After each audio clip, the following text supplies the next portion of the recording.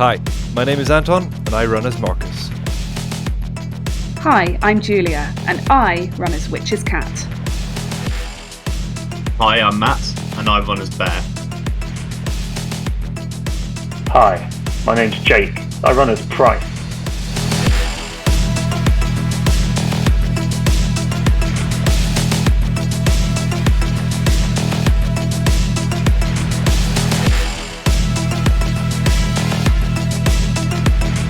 Welcome to London Underground.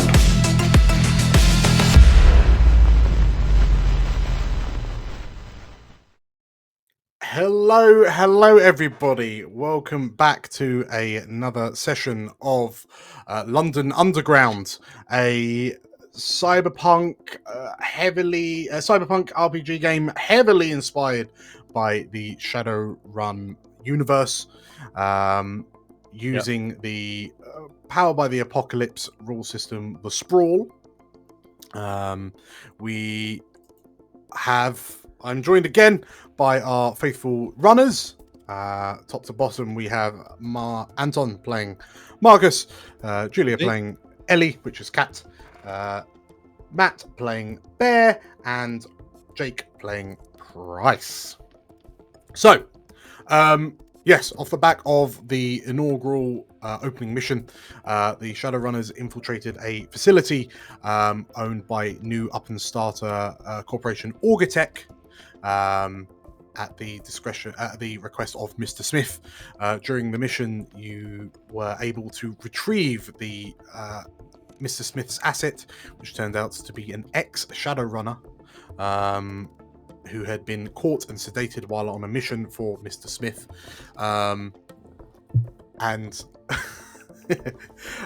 Yes, you managed to return this orc woman to Mr. Smith. Whilst on site, you also discovered that Mr. Smith was likely working on behalf of Genesis Life Tech, who were an established BioWare, cyberware corporation within the UK. And it would appear that all of Augitech's information had been siphoned by Genesis to some secure servers, courtesy of an attack program which was given to Ellie by Mr. Smith. We will jump straight in because our Shadowrunners here have tasted the rewards of doing these runs again and the sweet cred that comes with it. The four of you, we find you approaching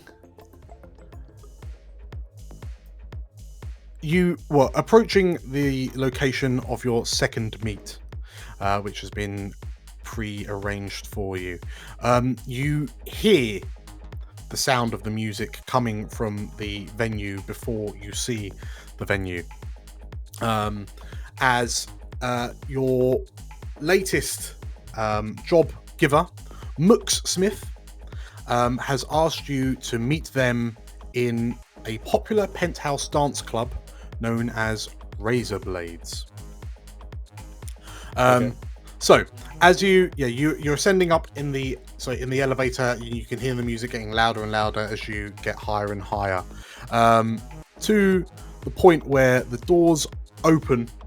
lift doors open, and you are bombarded with strobe neon lights, a heavy bass thump that feels like you're being punched in the head, and there's just glints of flesh and chrome just kind of entangled with one another on the dance floor. You can see people kind of laughing, cheering, sort of just kind of getting drunk on synthetic alcohol. And yes, you've been told to head up to the a VIP section. So it's like a VIP booth where Mux Smith has arranged to meet you. Yes. Can I just ask an out of character question? Were we meant to have clicked a link to the Cray course? Just for safety. I think it's still running. Oh Mine no, stopped. no, it stopped, isn't it? Disconnected. Yeah, everyone click. Click, click, click, click, click, click. Click, click, click. Me. Okay, cool. Beg Lol. your pardon. Thank you for noticing. It's alright.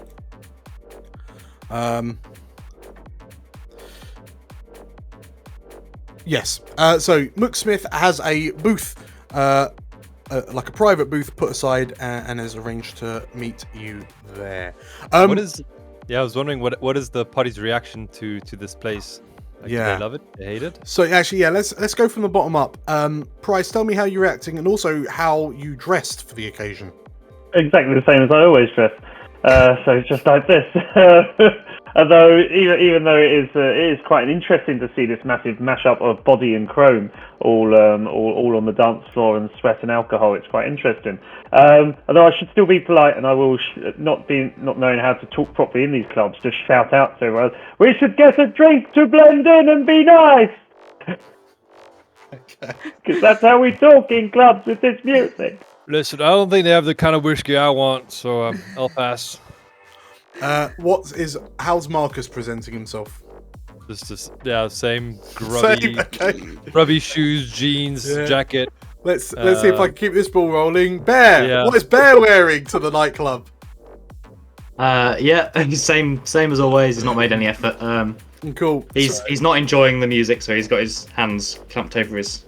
Price would have made the effort, but he doesn't realise he could. Marcus put on his good belt buckle. Okay. And last but not least, Witch's Cat.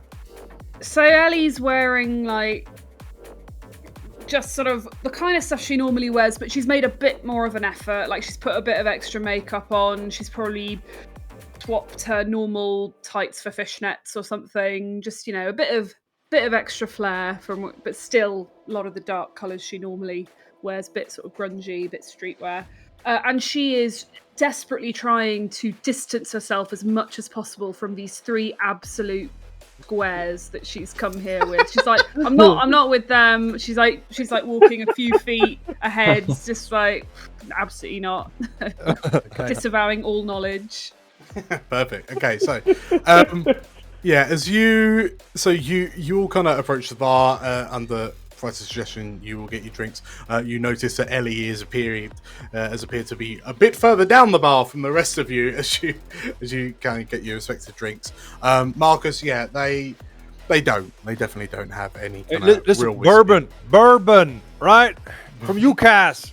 No, not Canadian. Oh. And like you see the bartender like kind of give you a thumbs up, and then like this red drink just gets pushed across the bar to you. God And like damn it. the payment machine kind of comes out as as you swipe the payment or whatever it is you've just been given. I'll have a cranberry bubbles cosmopolitan, please. So yeah, your drink comes up. It looks suspiciously like Marcus's. Mine's just in a tumbler, and his is like in a. It's a nice little one. He's got little bubbles on it. It's like red. It looks so sweet. Yeah. Cheers. Thank you. I'll shout at the barman. I mean, what's Bear walking away from the bar with? He'll just have sort of stomped up, waved vaguely at the sort of dusty spirit bottles at the back. Just gone, one of those. That'll do. Sure. So yeah, as this. He tried to take the whole bottle off the bar. Yeah, the guy probably would have come back with a glass, and Bear would have sent him back for the rest of it. Okay, so yeah, so Marcus and Price, as you take your drinks, you see Bear. Like Bear can't quite see the payment reader, so like Bear's just kind of swiping. Like he's seen the rest of you do it, so he's kind of swiping his cred stick around it, thinking that that's how it gets paid. Marcus, and like you see the price on the reader. But like Bear can't, but you, the two of you actually see the price, and it's eye-wateringly expensive what Bear's about to pay for. And then as you see it kind of authorize the payment from the last job, and you just kind of feel that lurch as you realize that Bear's eventually going to realize he's emptied most of his savings into this one bottle of drink. Yeah, as long as he's happy. And last but not least, what sort of drink is Ellie walking away with? Just something simple in a bottle that she can like keep her thumb over when she's not paying attention to it. Is it like a WKD? Yeah, it's Classic. whatever the future equivalent of a WKD is, exactly. Cool. Let's be honest, WKD will not change at all between No, now it's and true. 2077. So, No. cool. Okay, so drinks in hand in order to quote unquote blend in. You make your way through the nightclub, like through the sort of the gyrating masses, and you make your way up a set of stairs to like the more, well, I say more quiet, the more private booths. As you kind of get up, you can see like individuals kind of lurking in the shadows of their respective booths, doing what you'd expect to see people in booths in a dark nightclub doing. You eventually see one. You go round like the perimeter of the nightclub, the upper floor of this nightclub, and then you find a booth with two security personnel. And then they're stood like pillars either side of the entrance to this booth. And it's like a little step up. There's a round table with the chairs kind of around this round table, like a big connected sofa. Big kind of sofa, got to snuggle in. Yeah. And you notice that sort of like between the two security guards, effectively, well, there's effectively like an AR. There's a screen. There's like a privacy shield, like a digital privacy shield in front of it. The two guards kind of look you up and down. You see one of them whisper something into a comm on his wrist, and the digital screen kind of fades away.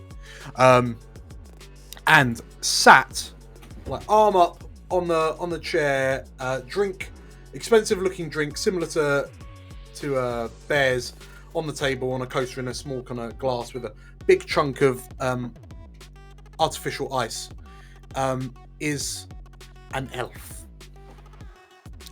And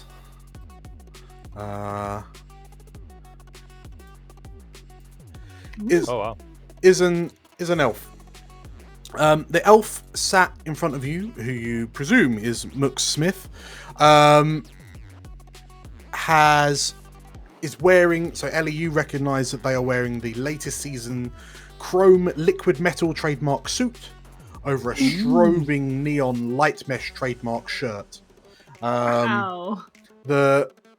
It's definitely a statement of wealth and prestige.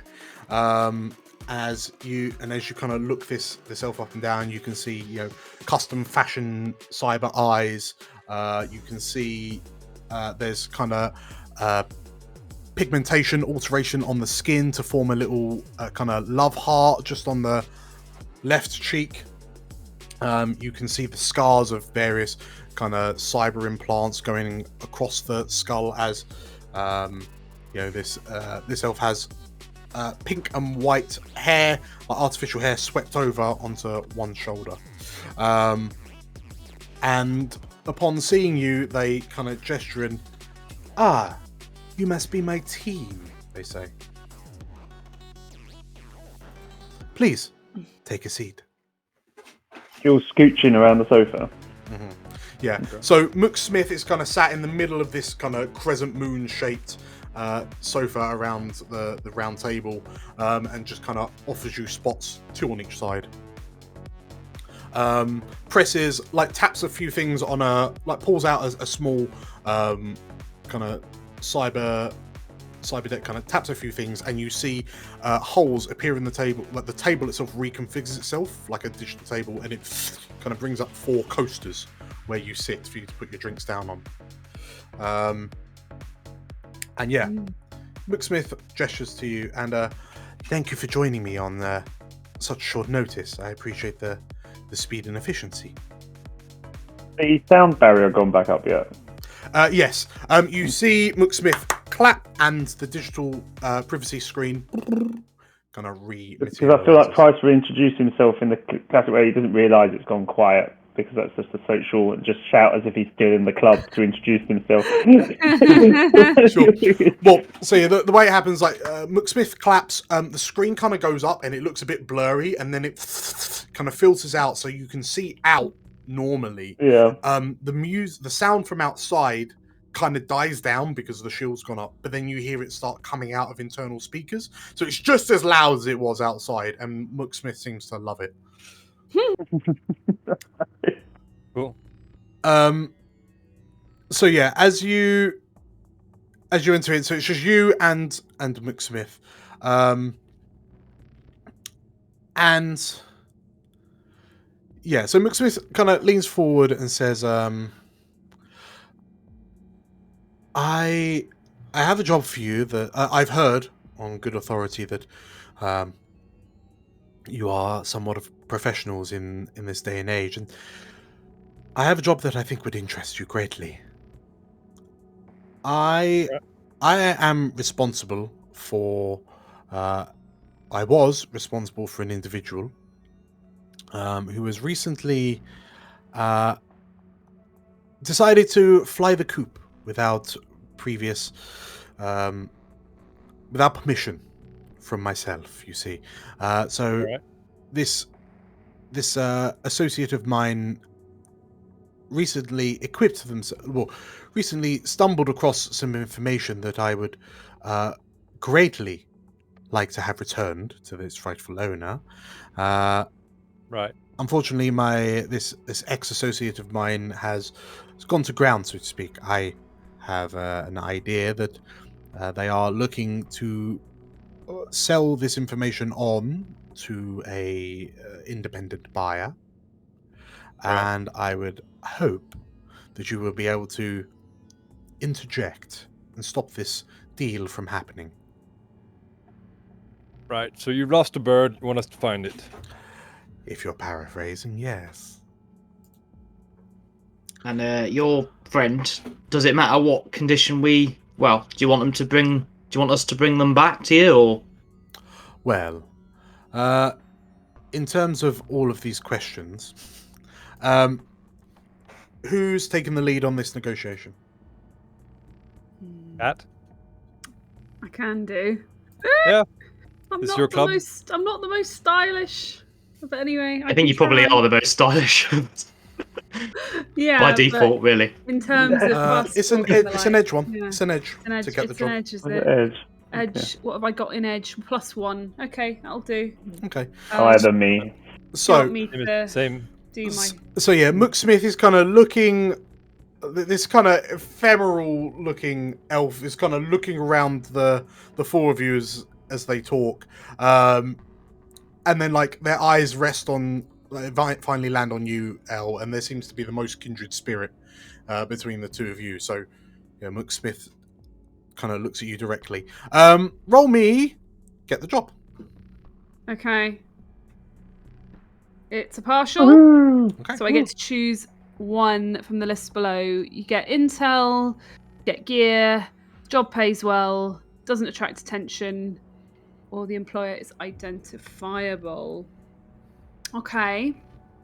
I'm always a fan of intel, but does anyone else have any strong feelings on this one? So it's an Intel is good. intel Yeah. is good, gear is good, pay is good. Gear is less important because I can usually make gear appear like that Okay. because of my soldier thingy. I'm not- We got paid well last time as well, We did. So we should go for intel then. Oh, so or otherwise, I was knowing who thinking, she is. Yeah. I mean, I Or was going with, identifying her, yeah. I was thinking the attraction thing, 'cause if we're going for a silent mission, then we don't really want other people to know that we're doing it, especially if. We are meeting in quite a public place. No, but none of our clocks are hot, right? So it's all right. Oh right, okay, yeah, that's true. I mean, that's all. We haven't been attracting attention. gotcha. okay. So let's go intel then. Extra intel. Okay, cool. Yeah. So, yeah, So let's mark up the intel that you're going to get from this meet now. Okay. Boop. Cool. Cool. So you have an Right. intel. So yeah, are you? What was your question again? Sorry. I don't think I'd fully asked one yet. Okay, gotcha. But yeah, So you there know, was. okay. So the outline is, Mook Smith would like you to find this ex-associate Yes. and relieve them of the information they have before they pass it off to an interested buyer. Okay. Any idea where we'd find this person? So the elf grimaces slightly and, well, unfortunately, my associate, as I say, has gone to ground and has been somewhat difficult to find. I do have information that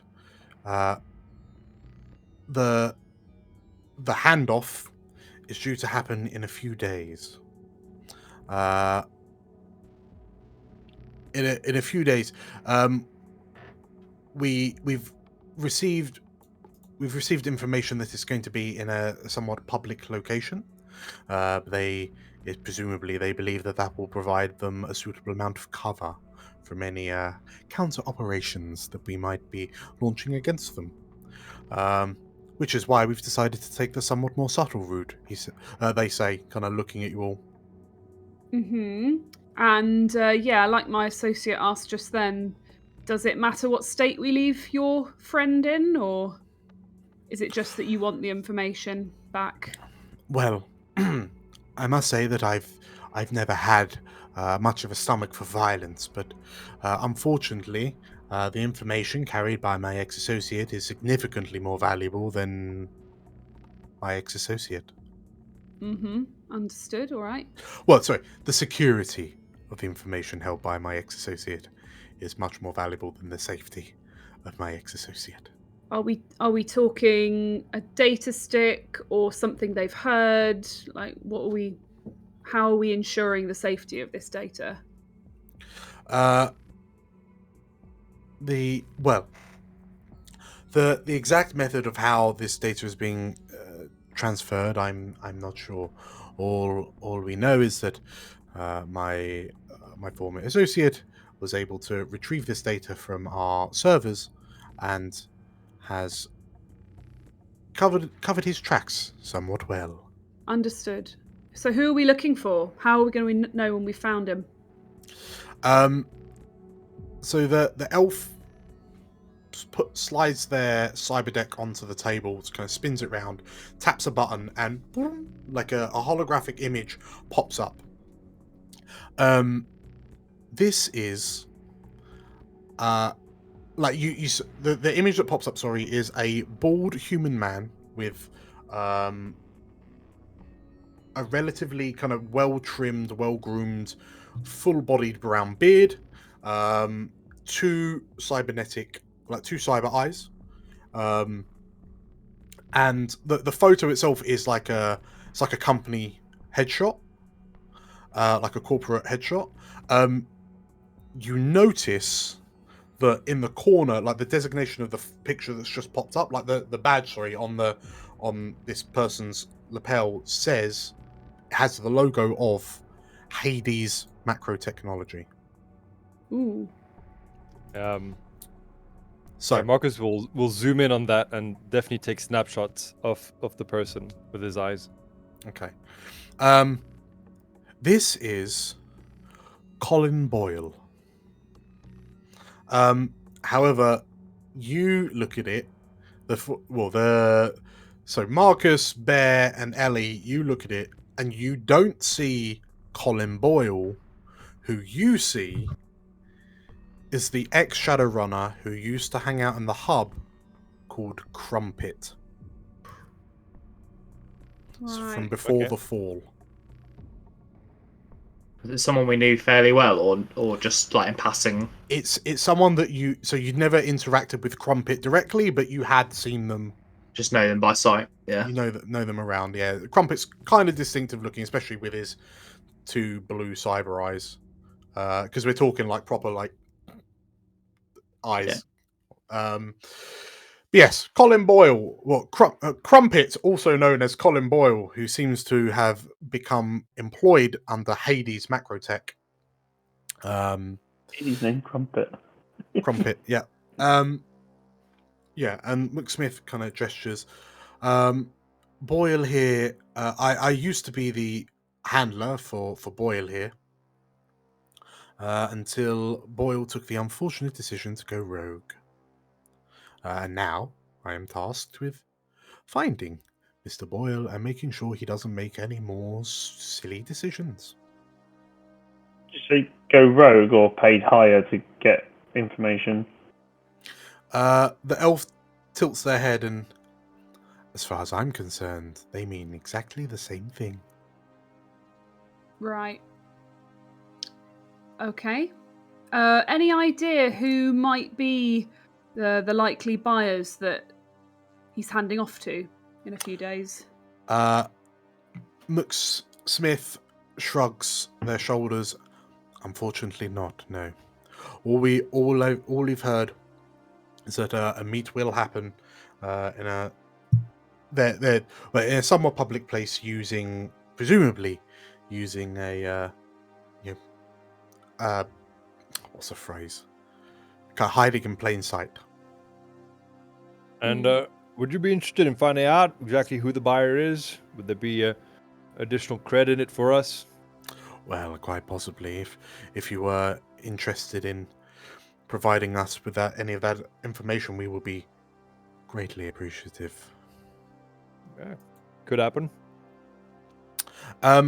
So, with that in mind, so you're taking additional intel, which is fine. Have you got any more questions before you decide how much cred you're staking? Does anyone else have a question they want to ask? Nope. Other than trying to find this person, we don't know where to find them, and we don't know what date they're doing the handover. So you're able to get a day that is happening. You know that. So you're told that it's going to be like a public place. So the way it's described, like there's a public place. I mean, there's got to be something going on that would kind of disguise the handoff. Because if it was just me bumping into, like walking past on a high street, that would probably get picked up. So it'd be something will be going on. And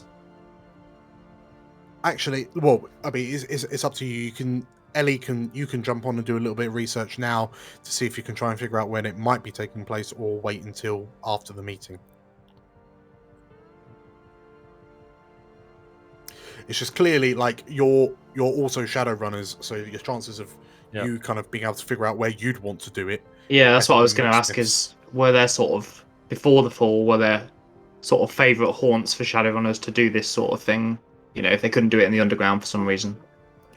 I mean, normally it kind of be a bit discreet, but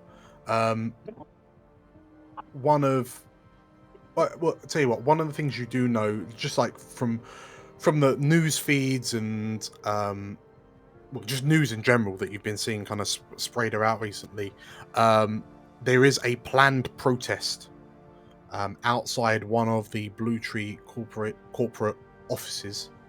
So in the plaza outside this Blue Tree corporate office, that looks like it's going to have thousands of people protesting against recent Blue Tree legislations that have been pushed through in the aftermath of the Westminster incident. Okay. And right. you know from the news feeds that is taking place in a few days. Yeah. All right. I mean, we basically have to track down this person before it happens, just so we can keep tabs on them, I guess. Well, it would be somewhat difficult to. If you're able to find them before the meet, then fantastic. But find them before the meet, that's fantastic. But it might.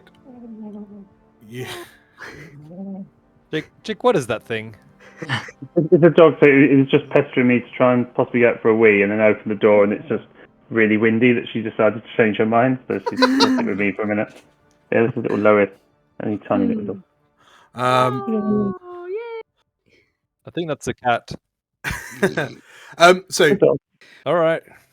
Is there anything else it would be helpful for us to know in order to provide you the best possible service, McSmith?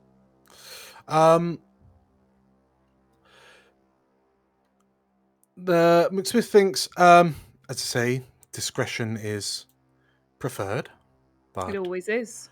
We're very discreet. discretion is preferred, but in this point in time, results are more preferable.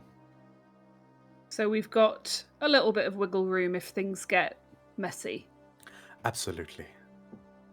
Lovely. You'll be pleased to sounds hear good. that, Bear. Yeah, messy's even better than discreet. But of course, discretion will be our first port of call.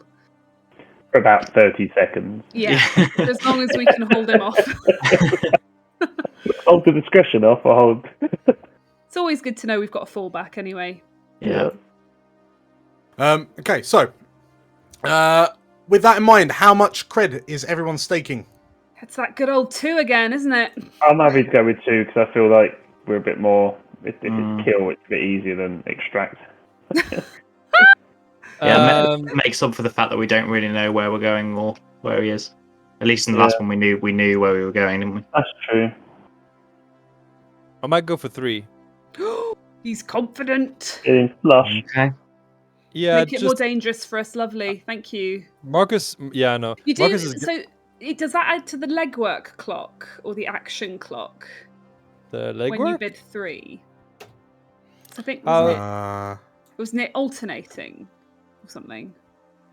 Because the less we advance the legwork clock, the more convincingly we get paid at the end. action That's correct. clock raises first. Oh, fine. So yeah, you go ahead if you're feeling brave, Yeah, Marcus. It's mostly just because I need cash to buy a whole bunch of weapons. That usually works out better for us if you've got the weapons you need. So sure, Cool. I'm Okay. doing 2. Yeah, So- I'll do 2 as well. So 3, not- 2, 2, 2. Yeah. Perfect.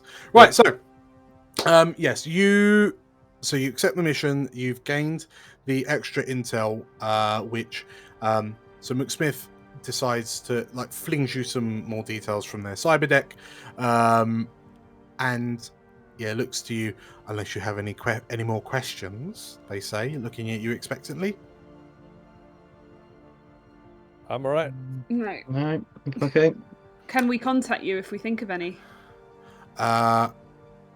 McSmith says, unfortunately, I will be quite busy and somewhat unreachable. So, I presume, hopefully, the next time we speak, you will tell me that my information has been safely secured.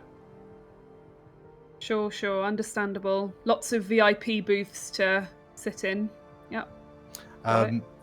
The elf smiles, and it seems that you are also familiar with this line of work, then. I try to stay away from this kind of thing, but cred is cred. So we'll be back with good news, hopefully. The elf nods. Well, in which case, happy hunting. And the elf claps. The privacy screen kind of dematerializes, and you're escorted out of the booth before it rematerializes, leaving McSmith alone with their expensive drink.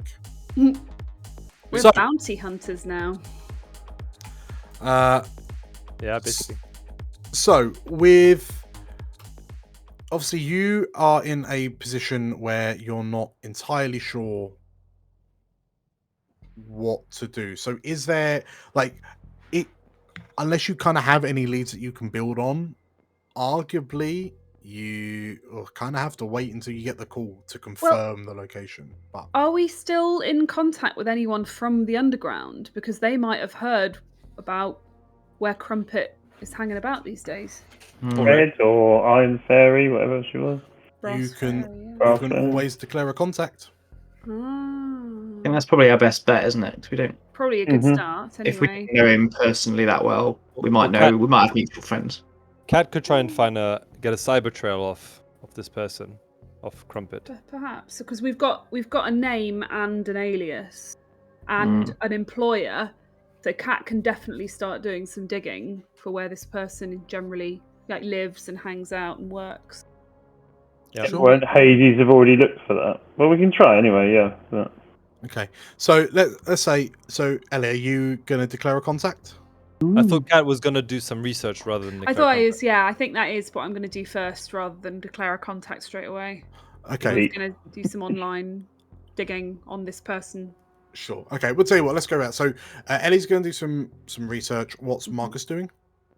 I'm gonna wait till Eddie does her research first, and then we'll decide. What's Bear doing? Um,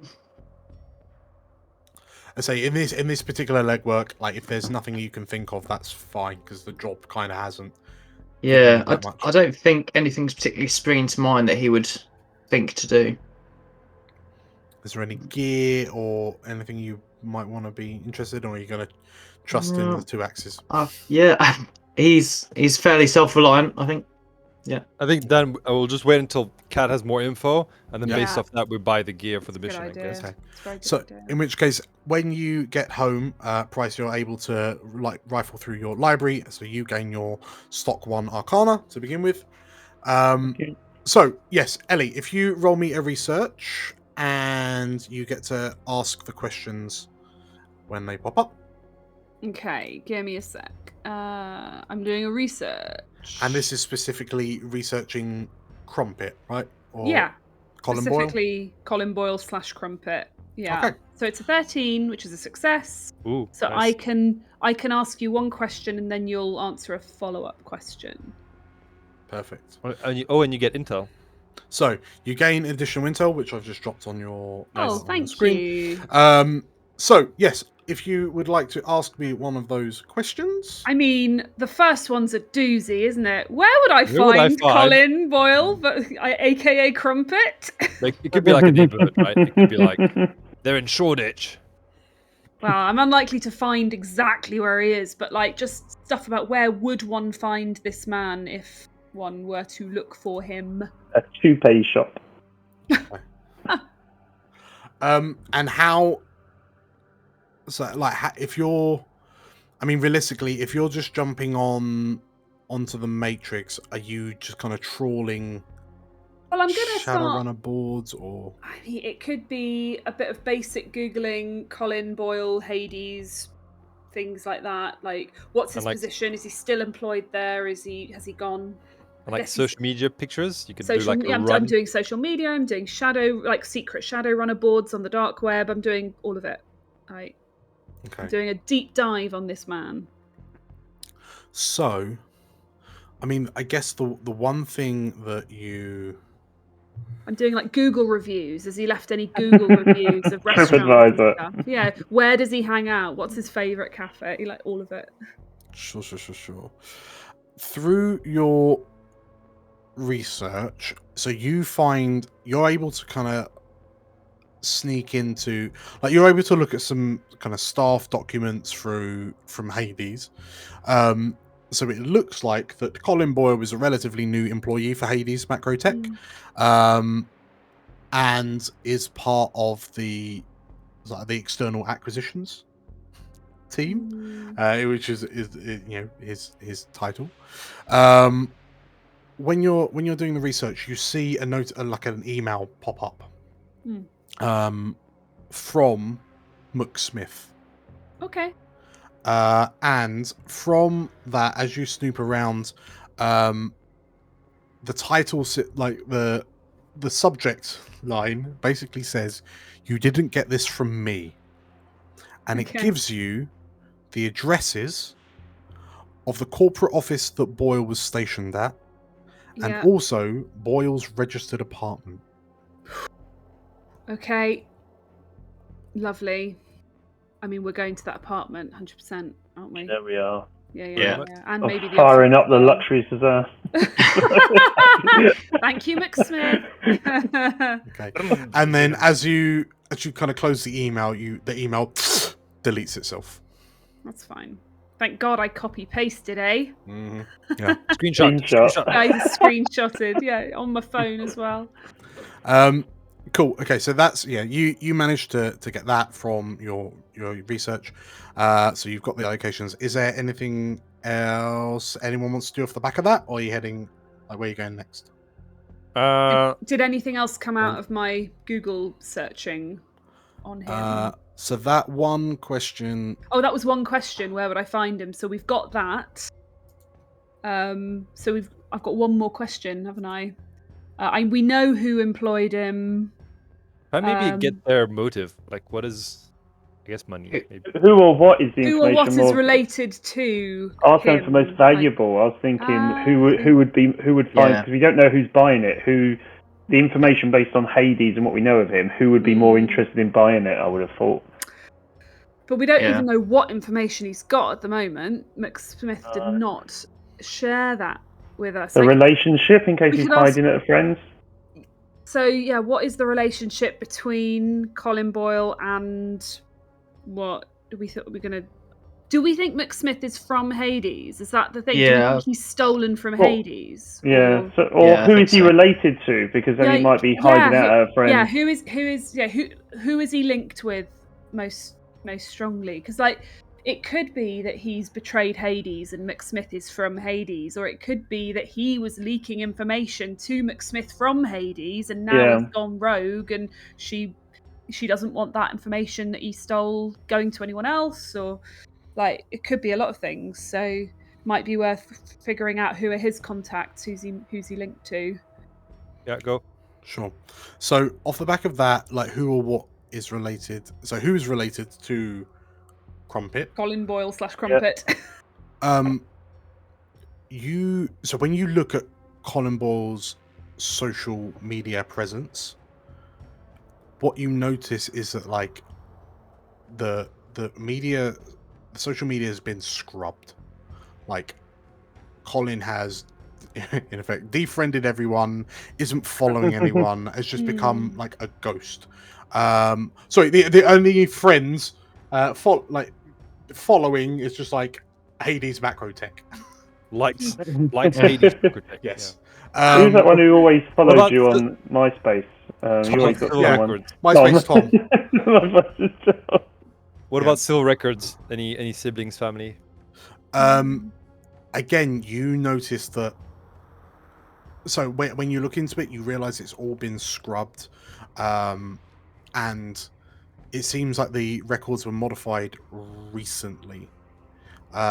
So whether it's someone from Hades or Crumpet himself has gone to ground, like, and you recognize it as like very similar to how you lot had to just delete your histories when the underground fell. But so that's fine. We are former members of the underground, so I would know where to go on, say, the dark web to find communications between shadowrunners and things like that. Like, can I find any trace of him and how he's linked with other members of the denizens of the Matrix? Yeah, I mean, you'd be able to reach out to a contact if you want to declare one. Yeah. So you could declare a contact that is an ex-Shadowrunner that you were friends with? I think so. Right. Probably that would be a good idea. Okay. Somebody who was who kind of knew a lot of people, who was close with a lot of people in the underground. Who would that have been? I was thinking of the dwarven lady who did all the cybernetic implants and stuff, because she might have done his eyes. Yeah. Do you remember her? She was I remember her. Dan, what was her name? Her name was Engineer. Her name was Engineer. it, yeah. Engineer. I'm going to get Engineer. Engineer is going to be my contact because I love her. Okay.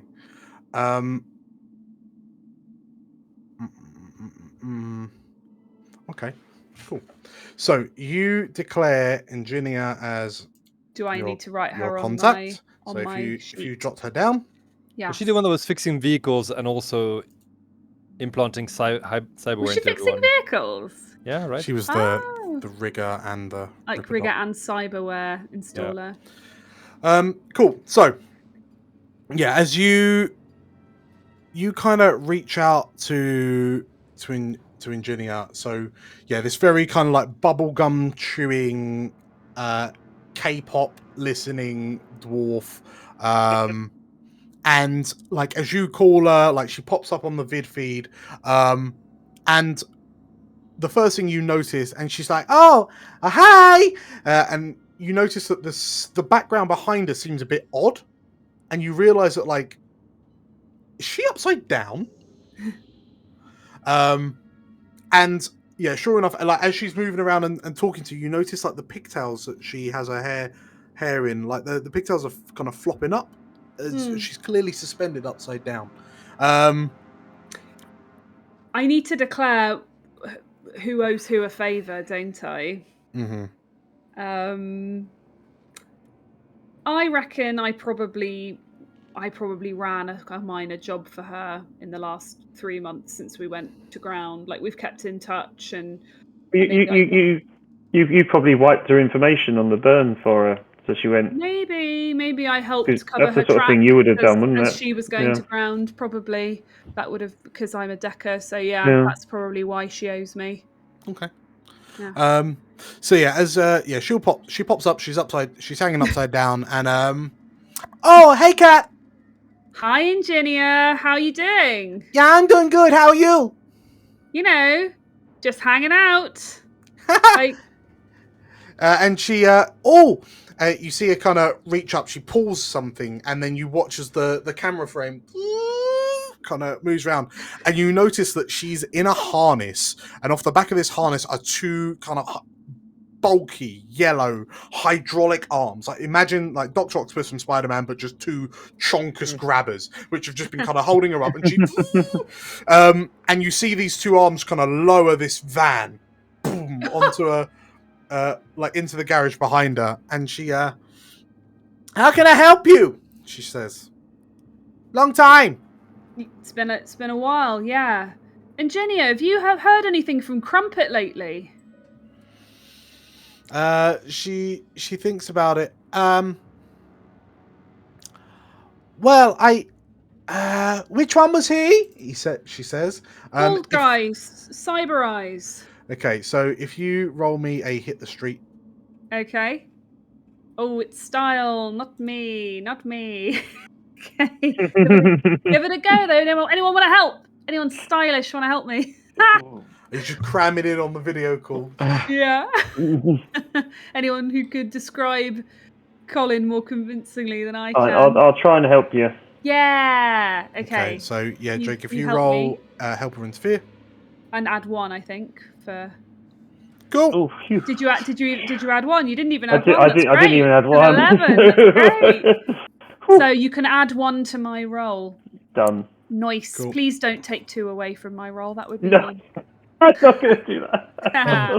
Can I? I'm not Is there for you today. anything I can do to add 1 to the roll as I'm rolling it, or do I just need to do it mentally? We'll just do it. Okay. So yeah, as you go to explain, you hear her go, "Oh, hi, Bryce." Hi there. Long time. So yeah, right. Let's see. Thanks for fixing the car. Wow. It's a 3. So.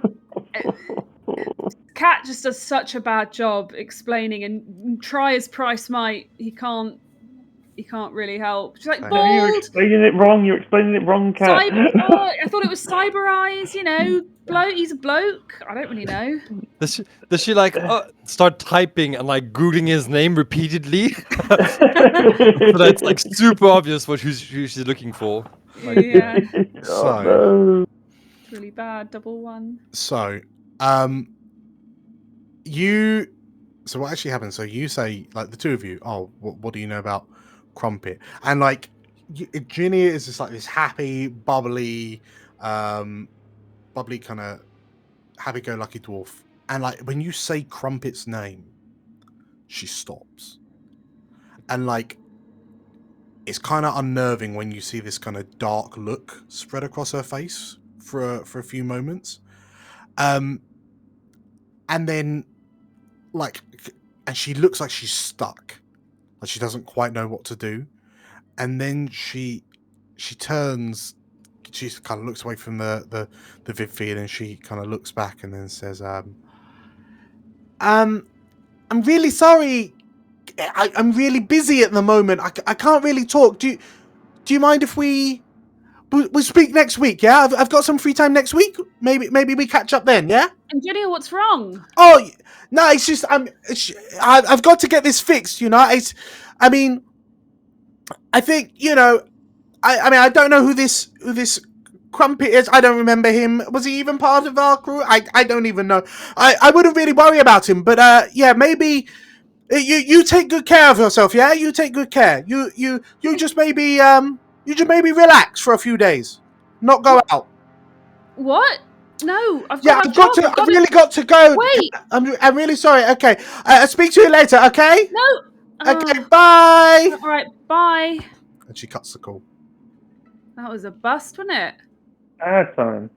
Sorry, Price. I don't know why she reacted like that. What's going on?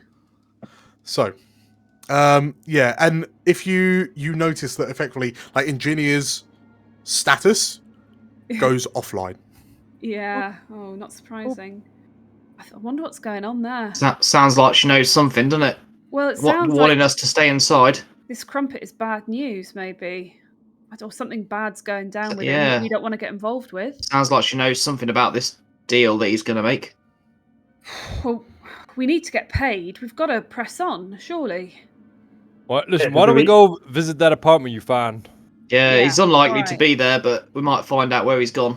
Well, we need to be careful if we do. If Ingenia's reaction's anything to go by, there might be bad stuff waiting for us. Yeah, it's all right. We got Bear. We'll be fine.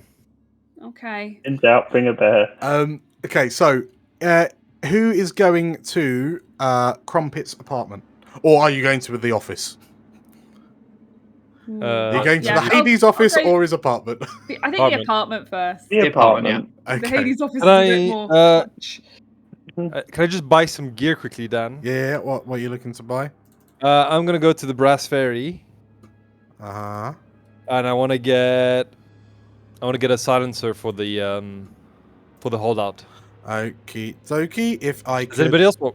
Yeah. Does anybody else want something from the Brass I'm Ferry? thinking I might assess the situation of what's happening with our little cyber buddy and Marcus, if you're going to Brassberry, if I could have you hit the street, please.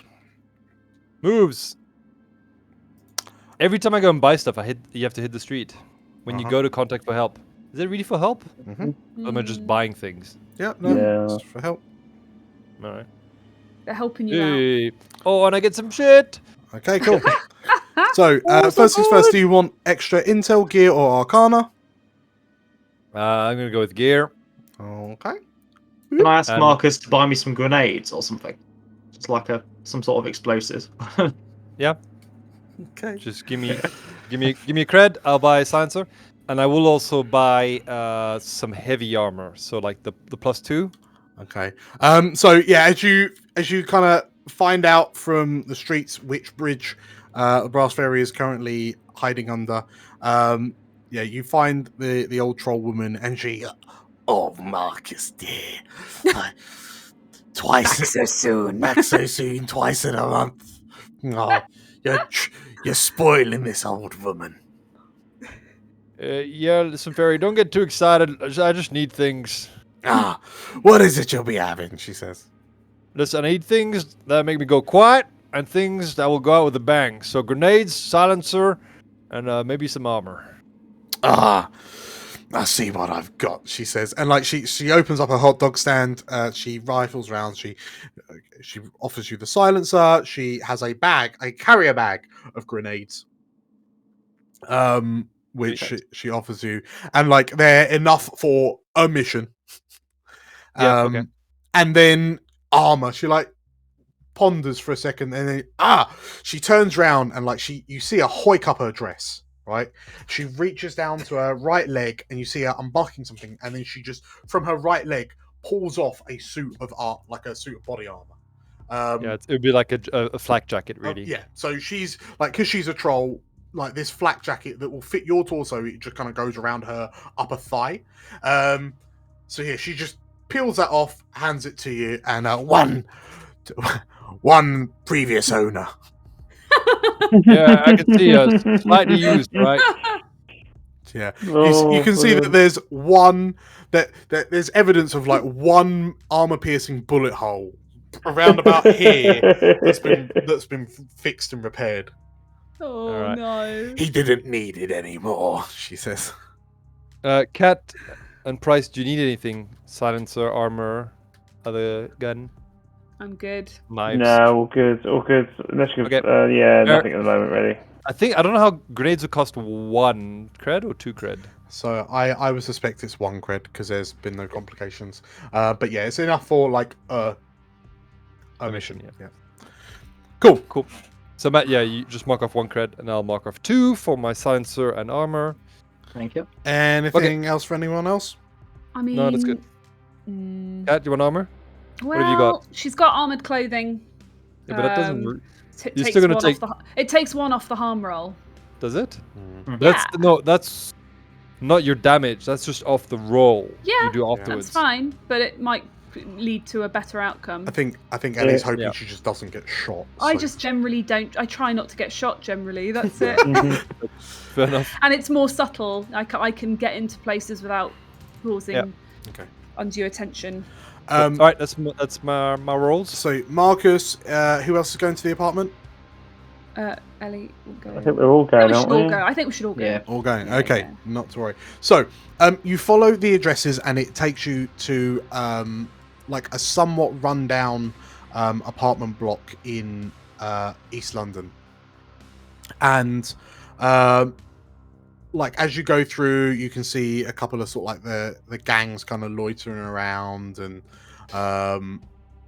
you can see some people just kind of hiding in corners, passed out, with bottles of like synth vodka like at their sides. Yeah, it's the East of London isn't great in this day and age. But yeah, you see this tower block, some 60 plus floors tall, and you following the instructions, you make your way to Crumpet's registered address. It's up on the 43rd floor. It's a cheaper, one of the cheaper apartments by the looks of it. The carpet in the hallways is kind of frayed and torn, and there's kind of bags of rubbish just in the corridor where people can't be bothered to take them to the garbage chutes and whatnot. But yeah, you make your way to 4374, which is Crumpet's apartment. Door is closed. You can hear a thumping music from one of the apartments nearby. But what do you do? Do we Just knock break or do in. we just go in? I mean, maybe knock. Maybe knock and then knock. Yeah. Not it's a knock knock.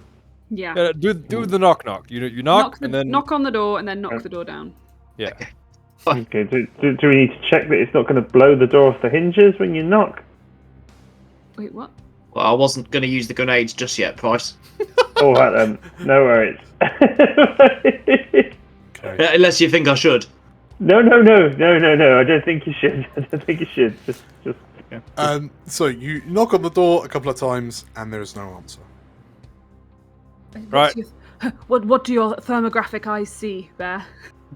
Everyone else is really good at remembering I have this, and I just don't remember. Yes. And what do my thermographic eyes see? This through the heating of this building, not very much. Like Okay. everything's just kind of slightly more orange. than normal. The nightclub must have been a nightmare, by the way. Oh god. It's just every booth you're like, ugh. Presumably you can choose when you turn it on. I hope so. Yeah. No, it's always on. Yes, so you knock on the door, no one's home, or no one answers, I should say. And then, yeah, your thermographic isn't quite working because it's just, everything's hot. Right, Bear, He- knock. He must not have heard me, and I'll just like. So as you boom, boom, boom, boom. Again, you do a loud knock, there's no response. With the axe, Bear. Knock with the axe. Okay, I'll just try and basically barge the door open then. Okay, so yeah, you put the axe, you wedge the axe in the side of the door and use it to lever it, so like lever the door open a little bit, and then use your shoulder to, and as you shoulder as the door flies open, you hear the sound of the lock, bing, bing, bing, kind of scatter across the floor, and when you step in, you look around, and the apartment, this unassuming apartment, is empty. Well, sorry, there's no one in, I should say. Okay. You can see that there's a very basic, like, this place is almost set up like a safe, like, it's clear that a Shadowrunner lives here, right? Because there are only the most basic of amenities here. There's a sofa, there's a vid feed, there's a fridge, there is a portable cooker, there is a single bed. Is it like a studio? In effect, yeah. But it seems that Crumpet is not at home. So, What is Guess we better have a look around. Yeah, what's an investigate roll? so if you're The reveal Assess? knowledge? it'll be No. assess, yeah. So what is it Okay. explain to me what you're doing, what you're looking for. Looking for documents. Mostly documents. Hidden And rooms. Any hidden sections in the room. Okay. And what's everyone else doing? I think it might be a research, rather than an assess, because assess is edge-based and research is mind-based. So there's this sort of implication that It says when It's you all closely about- study, it's all about complications and I guess there's the what's hidden element is useful. you but investigate. Okay, yeah. yeah, but then a research can be a place, and it's kind of where would I find? So, I mean, the research is specifically for like a library dossier or a database. So in this instance, I would argue it's assess. Right. Okay. Cool. Thank you. Can I roll assess? Yeah, go Does for it. anybody want to help or not? Is anyone helping the assess? Oh, by the way, we at the end of each mission we get +1 link with someone, right? Do we? Yeah, link goes up. With one member of the party. I think so. I think that's how link works. It goes up you can go up to like +4 or +5 link, and you Interesting. choose based on the previous mission. I'll look at that while you decide who's helping what. Okay, I'm just gonna roll. I think. Oh, for sorry. At assess. the end of a mission, each player chooses another character who, as a result of the mission, has a better idea about how your character operates. So, in which case, you will very quickly go around. So, Marcus, who do you feel you have a better idea of off the back of the Orgatech mission? I get a +1 link with Price. Price, okay. So, Yeah, mark that because down. of our little exploring mission, and then the. I was the going to take tactical. Price for that reason as well, and the fact that your plan went as you planned.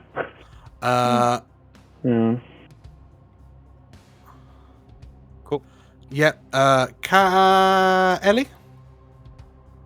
King Bear, maybe, because we hung out a couple of times on that mission. I've been trying to explain about the little numbers that live in the computer and why he can't Smash be it. in the computer and smash the computer. So that I think probably we understand each other a little better. That makes sense to me. Bear? Yeah, I was going to say Cat for the same reason, really. And Price? I was going with Marcus for the fact that the mission went according to plan that he'd set out, and Okay. Okay, cool. In which case, Mark, depending who's helping Marcus.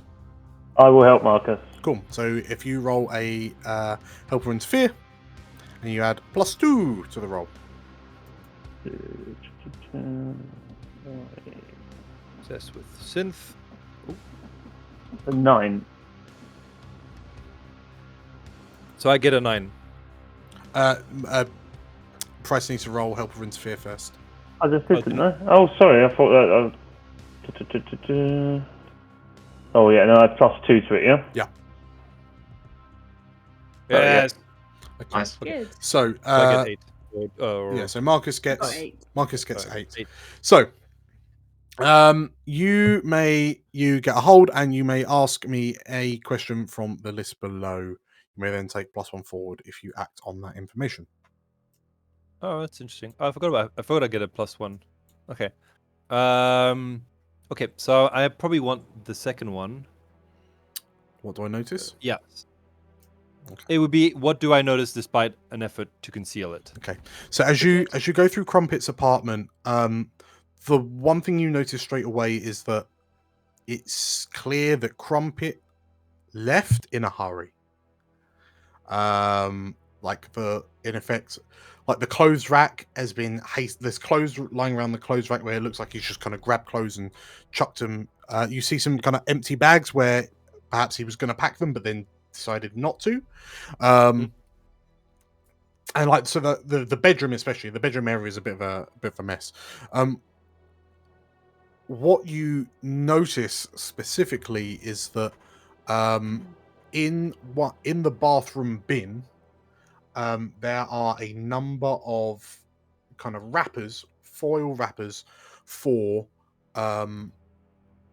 effectively the self-administered injections that you hit yourself with when you've recently had new cyberware installed to stop your body from rejecting it. And you find a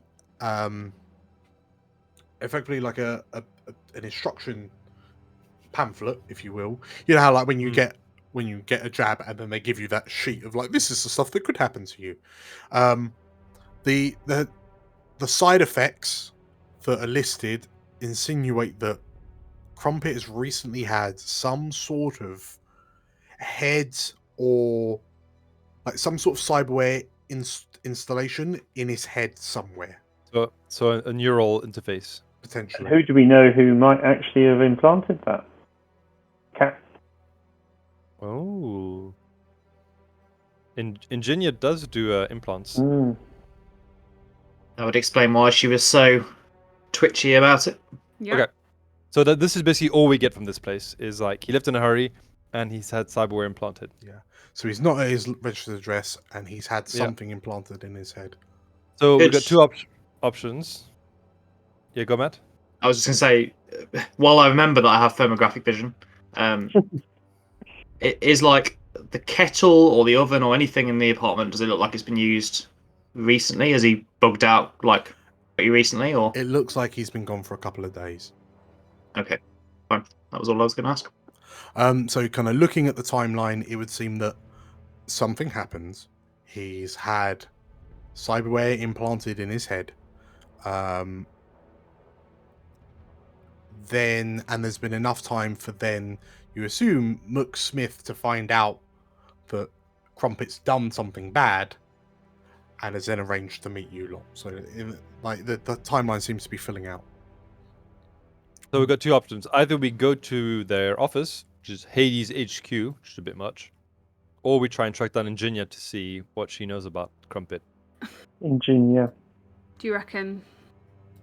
Rather that than walking into a Hades head office. That's Right, never they going to end well. They make a lot of guns, right? Marcus I works mean, for them, so they're like, if anybody felt like passing themselves off as a Hades consultant or something, in order to just there for a meet and greet or something like that, like I could probably forge them a pass and stuff.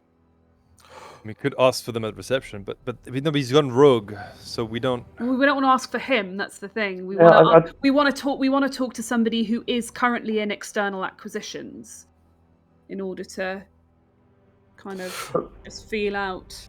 Don't we suspect he's stolen from Hades? Why is he going to be at a Hades? He's not going to be there, but they might be able. They to might know what he was working on, I suppose, or you know. Or we're trying to find him. Realistically, right? Yeah, but any information on him would be good. It would be, but that's why I'm saying Ingenia is probably the best lead because we reckon she was acting weird, and the guy got cyber implants done, so she did it. So she's seen him recently, and we'll probably know where he's headed or what he's doing.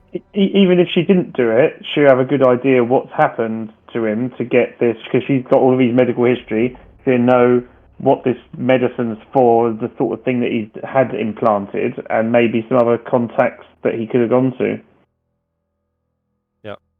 Yeah. Okay. So Kat, can you try and track her down? Yeah. There's another thing we could do, where Ellie could do a bit of deeper digging and actually infiltrate the Hades network in order to see if there's any private documents about him. Because they could say something about what he stole, or is he wanted by the company, that sort of thing. How comfy do you feel doing that against Hades? I mean, that's a big I can try. corporation. Do you want to do it from this room so it doesn't trace back to you that well? Yeah, maybe. Is there? I bet there's not a terminal here, though, is there, Dan? We need That's to been find ripped out. maybe a cafe, a cyber cafe or something, Yeah. so that if our position is triangulated, at least we can just bug out and Well, just use a VPN. just use a VPN. Okay. There you go. Okay, so if you're doing that, Bear, is there anything you might do? So one thing to remember, I guess, is that Engineer is a dwarf. Dwarf contacts. Yeah, I did think about that. What? So try and schmooze her by being Wolfie. dwarfy. I mean, my if God. you reach out to dwarf contacts, they might know where Where she is. Engineer is. Yeah. Okay. Yeah, sounds sensible. Okay. We'll tell you what. Let's. Price. Is there anything you can think of doing before we jump onto Bear? No. To be honest, I'm happy to go with the flow on this one. We've got 2 routes that nail those 2. Okay. So tell you what then. Bear, if you're happy to declare a contact, because we'll have to create a new dwarven contact. Are you happy to? Yeah. Cool. So, if you could, Bear, tell me about this this new dwarven contact. Name them, describe them. Tell me whether you owe them or they owe you. No pressure. Okay. So, this is a dwarven man called Angus, who basically runs like a youth community centre for they basically work in the dwarven community, sort of. Yeah. Running social clubs, sort of educational programs, particularly for young dwarves, helping them overcome sort of obstacles that they might have. And I've probably done him a favour, I think. Maybe some of the kids were getting into sort of bad crowds, and I chased, I had a bit of a word with the gang leaders, or Yes, I think something so. like that. There was military grade equipment has been filtering out into the streets, into the hands of young impressionable would-be gangers. So I suspect that you stopped little Timmy from running around with a Aw. military grade assault rifle and making a couple of bad choices. Yeah. Needed So dwarf. Hamish, that's kind of. I think probably he saw me as a bit of an oddity before that, but he's grateful for that, I suppose. Okay, so sorry, is it Hamish or Angus? Sorry, Angus. Angus. Yeah, Angus. Okay. Cool. So, and I'm assuming you're speaking to him face to face. Yeah, I'd go along to his community centre. Okay, cool. Yeah. So as you enter in, you can see. So it's an all dwarven kind of social club, community. And seeing you enter, what does he look like? What does Angus look like? Kind of, I guess, fairly old. I don't know. Yeah, I don't know how old dwarves live to be, but probably in his 50s, I guess. Okay. Portly. So he, in which case, this old kind of dwarf looks over to you and he shouts, "Oh, there you are!" He says, and he kind of waves to you, and you see him kind of grimace as he gets up from the table he's been sat at, and like he walks with a limp as he kind of puts his weight on this rickety old cyber leg that he's been implanted with from just below his left knee. How are you, old boy? He says as he claps you on the back. Yeah, I'm alright, Angus. Not too bad. I'm on a job actually. Can't stick around. Oh, yeah, of course, straight to business. But we'll have a drink another time, yeah. No, absolutely, he says, and he as he says that, he kind of wanders away from you, kind of reaches over a counter, pulls out 2 beers, and hands you one anyway. Cracks open the beer and, "What can I help you with?" Yeah, you remember Engineer? Friend of mine we came in for came in for a beer not that long ago. You know, on the sort of the jazz night you did. Oh, yeah, yeah, that lovely Asian lady. Yeah, I remember her. yeah. Well, anyway, left some stuff at her place. Do you know where she might be hanging out? We've not spoken in a while. He thinks about it. So Bear, if I could get you to roll me a hit the street. Now, bear style must be a +2, right? It's not. So I get +1 because it's a dwarven contact, right? Okay, I'm gonna need it. +1 forward when you hit the street. Hey! Good job. Cool. Okay. So you get what you want. So he'll be able to give you an answer. However, choose 2 from the list. Okay. I'm much more happy to help out Angus than I was Ferret, so he's welcome to ask me something. And the other one is that we've got a couple of days, right? So there's not such time pressure. So you would think so. yeah, so we'll say that it might take him a while to find out where she is. Cool. In which case, so it will take some time. Basically, it will be a case of like you won't be able to act on by the time you get the information, you'll have a very, very short window to act on it. You might not even be able to act on it, like depending on when this meet's going to happen. But it's been a while since I've heard from her son, but last time I heard, I found out she was back up to her old tricks, you know, just kind of waggles a finger in front of you, you know, similar to what you doing. I'll be honest, I thought she was kind of working with you, but given that you're asking for her, I'm guessing that maybe she's got her own team together. Yeah, guess so. I mean, we'd like to work with her more, but obviously can ask her that when we find her. Yeah. Well, tell you what, I'll speak to the boys, and I'll see if we can find her. And when I do, I know you don't like phones, so I'll get you a message one way or the other. Maybe I'll post you a letter like they used to in the old days. Yeah, one of those pigeon things. Yeah. Or my friend Kat's got this this box that talks to her ear. A comlink. Yeah. Well, if you send her that, then the little spirits in it speak to her, and she can pass the message on. Right. Yeah, it's called electricity. Yeah. Okay, cool. What you said. Yeah. 7G. Yeah. Okay.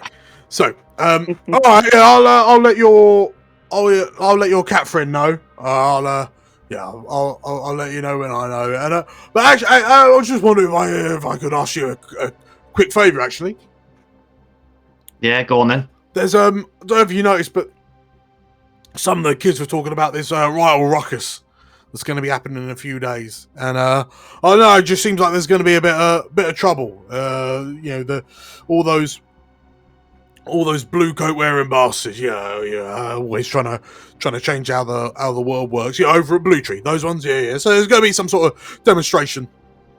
I don't trust it, to be honest. But I don't trust it. So, but yeah, some of the boys, they were mentioning they were going to go down and kind of protest, they called it. But yeah, if you happen to see any of our boys that protest, just make sure that they stay safe. All right. Yeah, we'll do. We'll likely be heading there ourselves anyway, as it happens. So I'll keep an eye out. And he frowns. I didn't take you for the anti-establishment type, Bear. Nah, it's just work, Angus.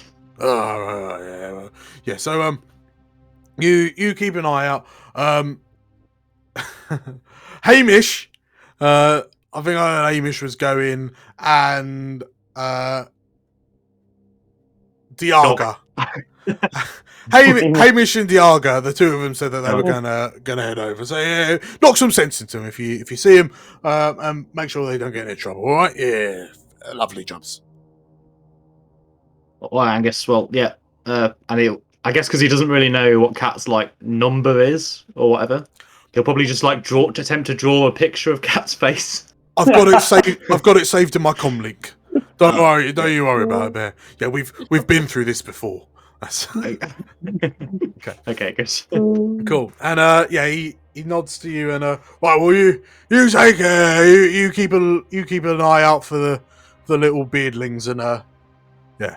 I'll try and find out about that engineer. Yeah, all right. Yeah, good one, son. Good one. All right. Cool. Sweet. So as you head back, Ellie, you're doing some research into Hades, or If time, Trying to if not- hack the Giant Weapons Corporation. No, if there's, I'm just aware we've got limited time frames, Yeah, so okay. perfectly happy to forego that. I think we've got a lot to be getting on with. well, I mean, it's completely up to you. If you feel confident to attempt to log in to... Honestly, no. Okay, cool. Yeah, the idea of going toe to toe with macro tech, yeah, fair enough. Okay, so I think in terms of legwork, actually, you haven't raised any alarms. Did I not when I freaked out Engineer? Because I failed that roll. You did, and it did not put the legwork clock up. Interesting. Okay. So,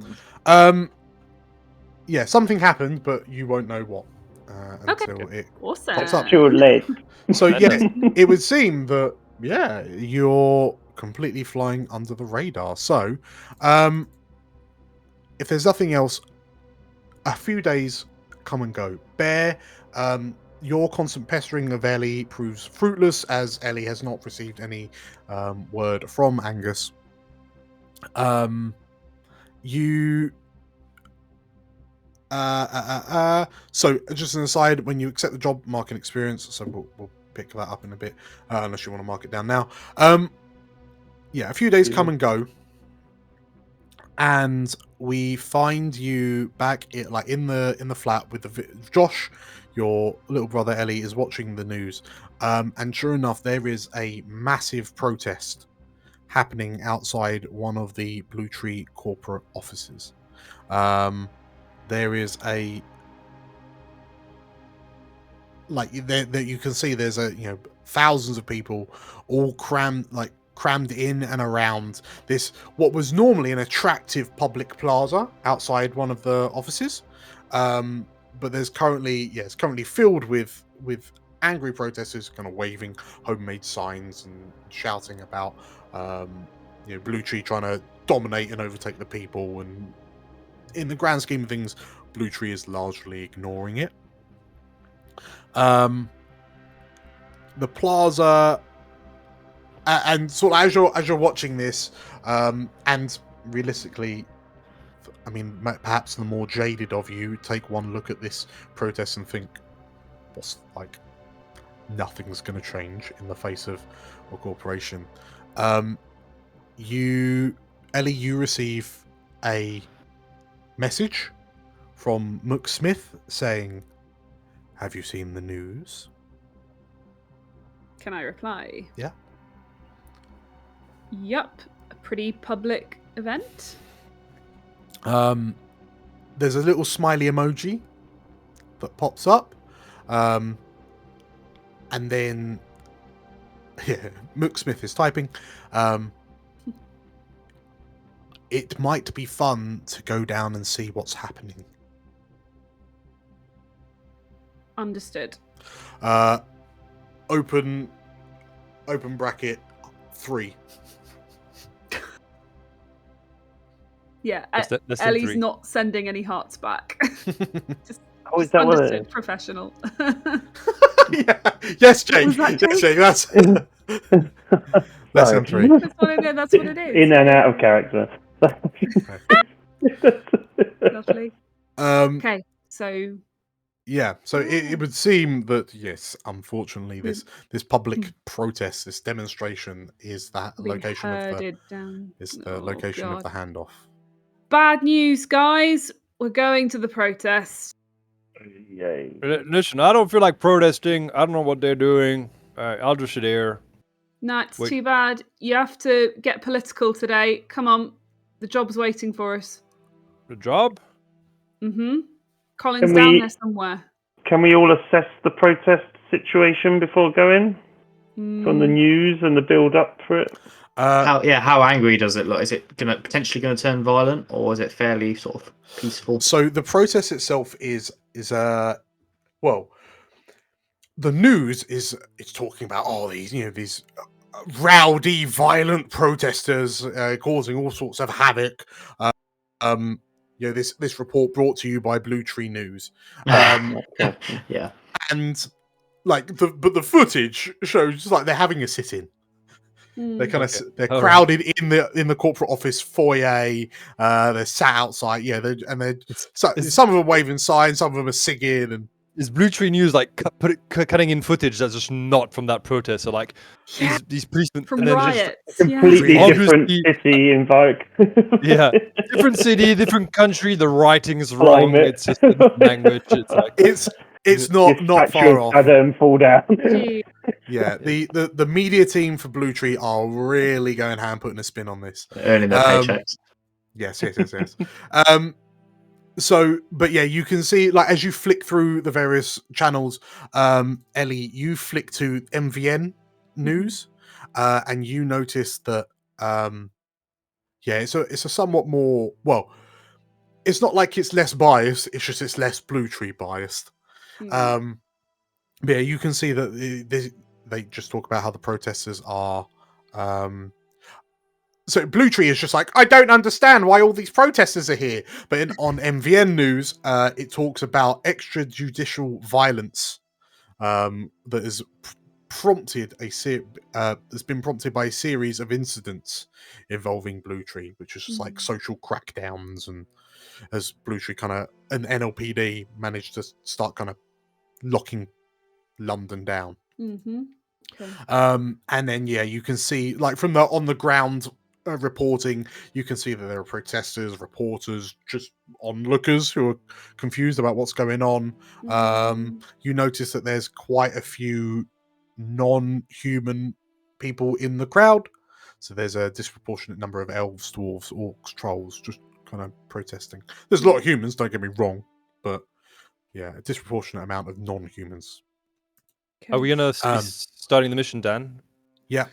Okay. So yeah, the one thing you notice is that there are a lot of cameras, and they're not necessarily corporation cameras, but like everyone's kind of streaming or live vidding from the protest, and like being anonymous will be a nightmare here. Okay. But we might be able to use that to our advantage. Have I got does this count as gear or intel? Have I got any way?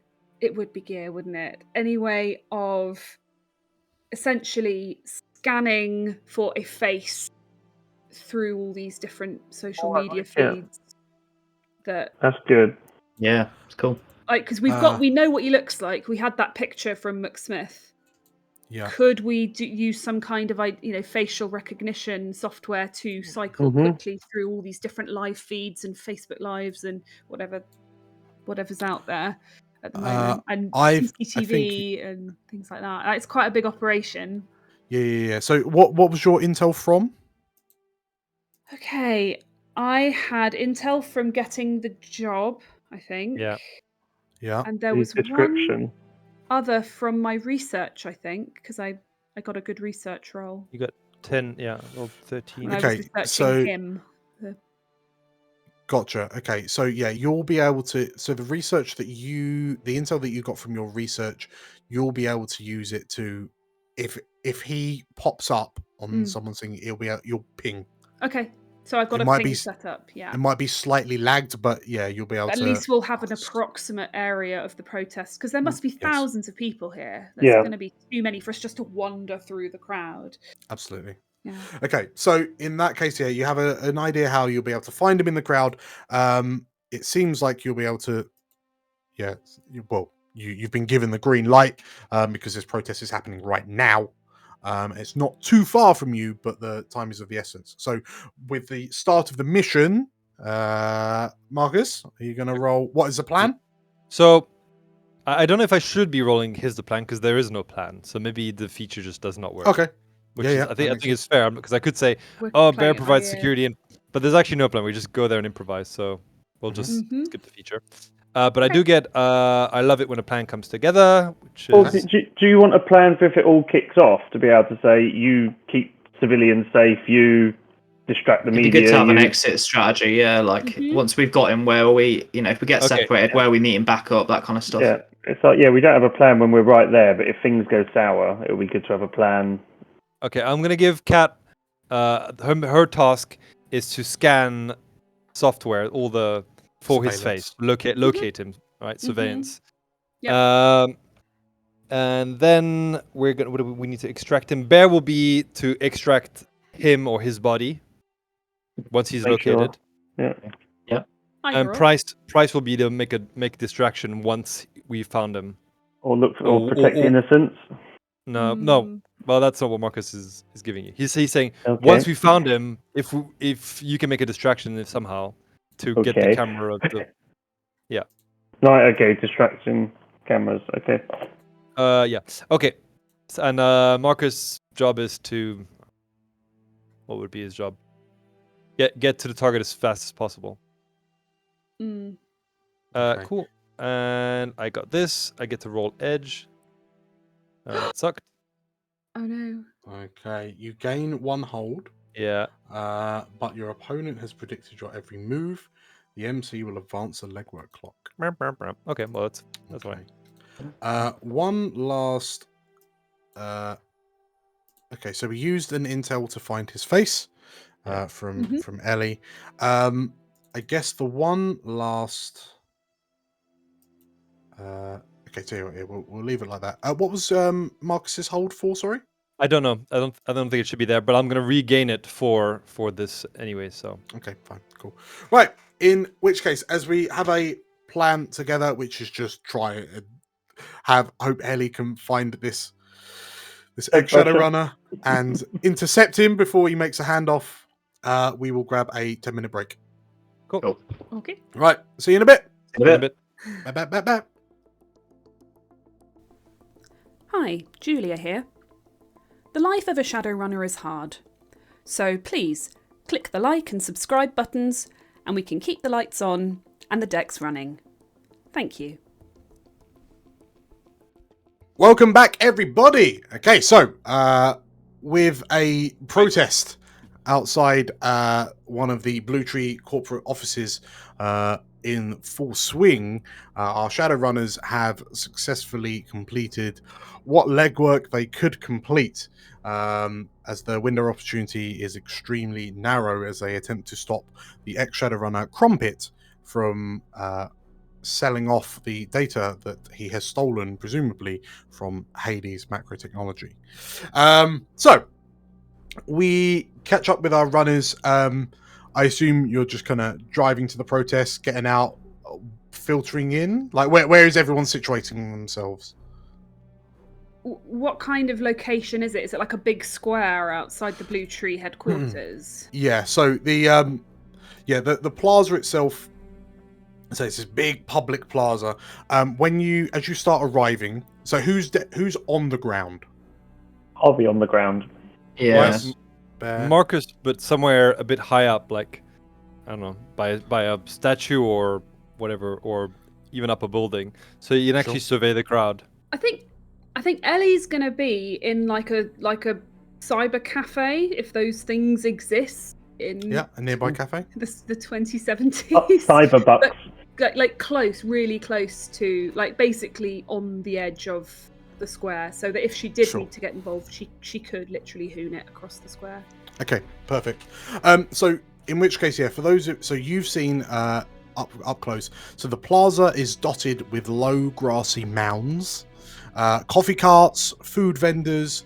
In the center of the plaza is a genetically engineered tree, engineered so that the leaves are blue, that do not fall off throughout the year. And other than that, thousands of angry, disgruntled, partying people trying to put it to the man, and the only way that they kind of can. So Ellie, you're set up in a cafe nearby. Price and Bear, you're kind of working your way through the crowds. Bear, you've been forcefully given a comm link so you can hear Ellie's voice in your head. Or all their voices in your head. Actually, it's kind of disconcerting. And Marcus, yeah, you're set up in a nearby. Yeah, I'm in a raised area, wherever maybe up some. Cool. Okay. A double-decker bus stuck in the traffic. Oh yes, that might be good. Yeah, or up a building, but yeah, somewhere where I can actually scan because I can zoom in onto the crowd and keep an eye. So I might actually do an assess here. Okay. Yeah. So as the mission starts, yeah, if you roll and assess, what is it you're looking for? Well, we'll see when I get I think the assess will give me some questions, right? I can get.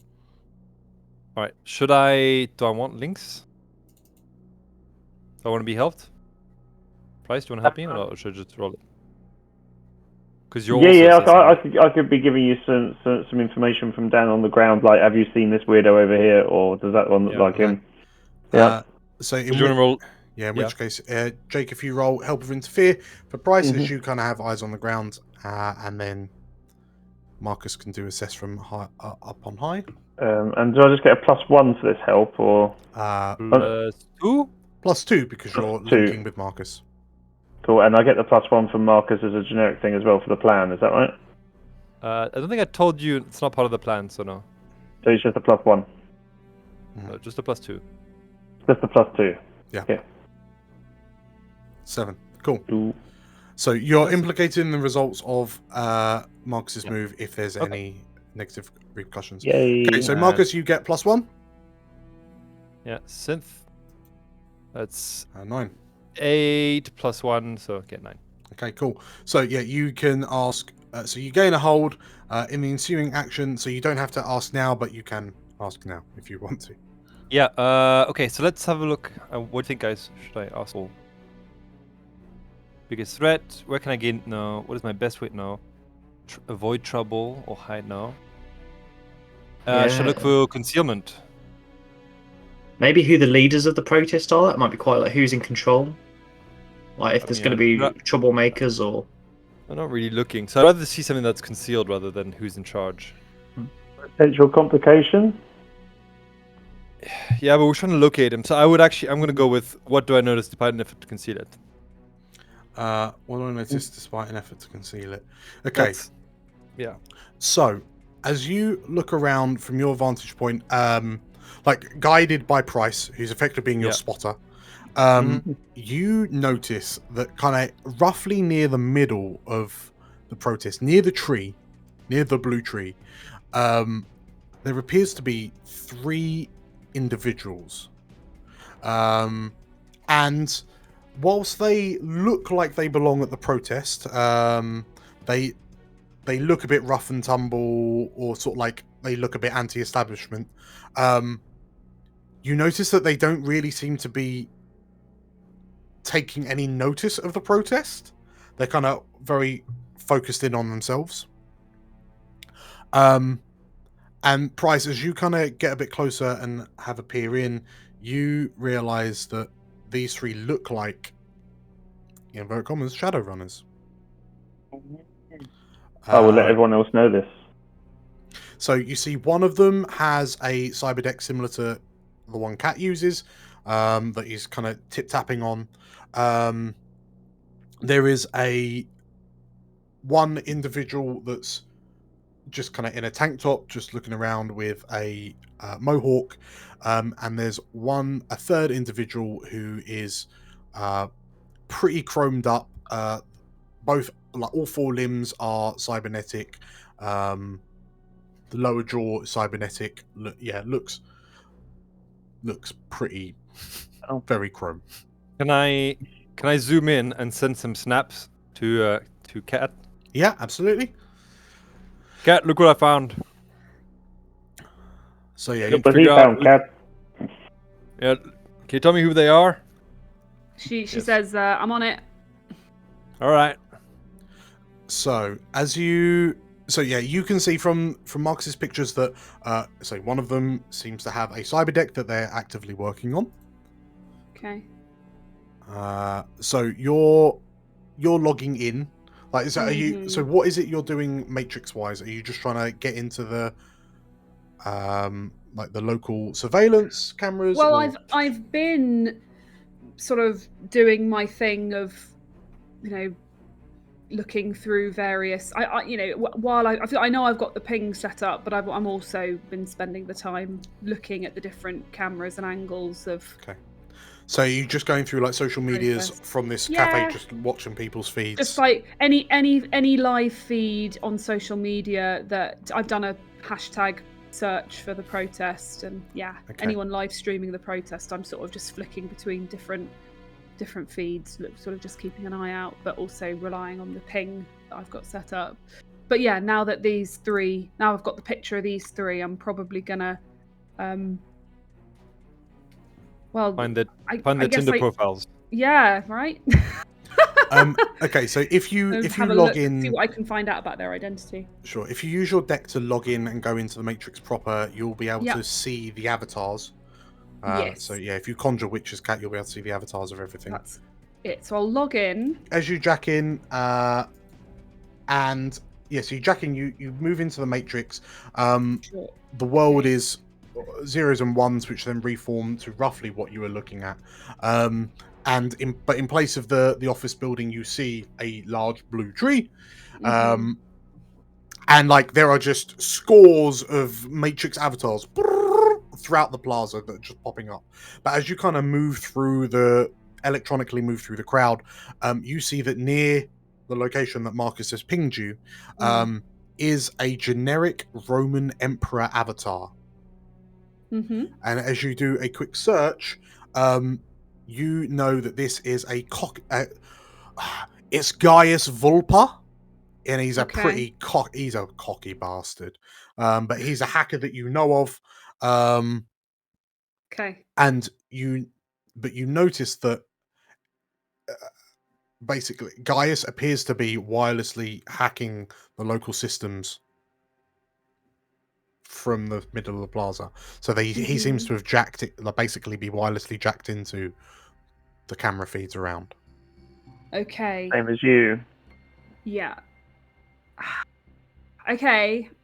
I'm tempted to do sort of make contact under a fairly innocent guise. Like, can I create a little fake persona that's difficult to trace back to me and just sort of send him a little IM that says, "What's up, cutie, kissy face? What you doing?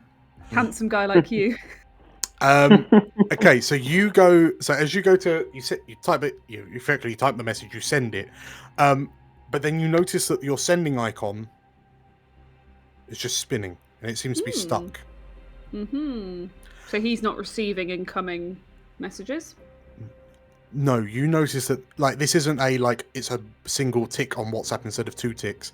This is like it's just spinning, and it's like you realize you've got no outgoing messages, and then you get a notification come in, boom, from Engineer.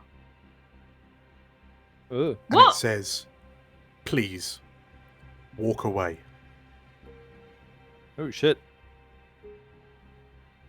Tell me why, or I'm carrying on. You notice that the message you're trying to send to Gaius is still kind of held. You get another message come through that says, "I was afraid you'd say that." And then you notice that the outgoing message looks as if it's being concealed in a web. And as you kind of look, you see that what appears to be a large spider skitters over the cyber cafe that you're operating on, and you have a jolt as you're forcibly jacked out. And when you come back into meat space, you notice that all of the computers in the cafe have just been switched off. Cheeky as hell. Yeah. Not impressed at all. And it would seem that you're not the only ones here. Besides the three runners in the middle of the plaza. Any contractors out on this board? I'm getting on the comms and saying we've got competition, guys. Let's find him quick. Okay. So Ellie, yeah, you are not going to be able to use the cyber cafe. You could leave and be out in the plaza. I'm leaving. I'm going out into the plaza, basically, and I'm gonna. Will my deck? Have I still got like a virtual readout that can keep doing the search? Yeah. So you'll be able to wirelessly connect to the camera feeds. It'll take a -1 because you're going wirelessly and you haven't been able to set a Trojan, like a direct connection. But yeah, you can kind of reach out to the cameras to try and look. Yeah, I'm still doing that, and I'm gonna start moving. Do I know where Bear and Price are? Because I'll start kind of moving around the outside of the square, kind of towards their. Well, if you're moving around the outside, Bear, what where are you situated in this throng of people? So imagine this large rectangular plaza. The building's at one end. Some stairs, a small flight of stairs up. There's a tree in the middle of the plaza, probably some fountain around it, and just people. Yeah. I guess he'd have closed his eyes and tried to center himself and listen to the voice of the bear spirit for some sort of guidance as to where to go, and then he just kind of starts wandering towards, sort of by instinct. I think he'd also be asking Kat to. I don't know how much attention she's paying. She's obviously got her own stuff going on, but he'd be asking Kat to keep an eye out for Hamish and whatever the other dwarf was called, giving them Diego. Yeah, giving Kat a description of them, and because he doesn't quite understand how she's in his head, he's just shouting it out loud. Yeah, fair enough. Okay, so as you're shouting out and you're kind of looking around yourself, could I ask for an act under pressure roll? Yeah. Please? Okay. Yeah. You good? So as you're working your way through the crowd and you're pushing the earpiece too far into your ear, so it's making it really hard to hear what's actually coming out the earpiece. As you're asking about the kids, there comes a point where you the people you're pushing way through the crowds. This group of people part and stood in front of you, like some way away, maybe about 15 feet away from you or so. You see... it's him! It's him! You see... He's got a gun! A bald man with a well-trimmed brown beard, two cybernetic eyes, walking around looking kind of shiftily. And you notice there's some heavy kind of bruising on the side of his head. Traders as well. And he sees you, he clocks you looking at him. And at the same time, Bear, you see Hamish and Diego in the other direction. Uh-oh. What are they doing? They're currently the crowd has parted enough for you to see them, and you realize this is a once in a lifetime opportunity, because if the crowd reforms around them, they're young dwarfs, so they're going to be really hard to find in the crowd again. And is Crumpet holding a gun? Crumpet is not currently holding a gun. No, okay, that's just making him look a bit shifty. But he's clocked you, and there's that tense moment, and your eyes flick from him to the dwarf kids and back. I say kids, they're like teenagers. You could talk to us because I've got talk. This guy. So I think he'd be a bit torn, but seeing that he's been clocked, he might head off towards the dwarf kids to try and convince Crumpet that he's not there for him.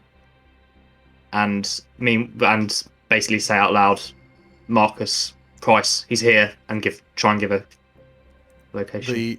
The problem you realise is that the Crumpet staring at you, it dawns on you that Crumpet recognises you from back in the days of the hub.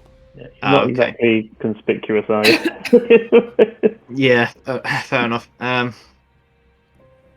Yeah, so it looks like Crumpet is gonna try to dodge back into the crowd. Yeah, your choices. Your ugly choice is follow Crumpet and lose the kids, or vice versa. You could ask us to help with the kids if it means you don't lose the target. Yeah, I don't know. Damn it. How close is Price, I guess? Do we think he's fairly close by, or did we wander off in quite sort of separate directions. I think we would have stayed, not next to each other, but we wouldn't have gone to like opposite ends of the plaza. I'm not that crazy to run away from a meat shield. Yeah, so I might ask Price then to. What's the best thing to do here?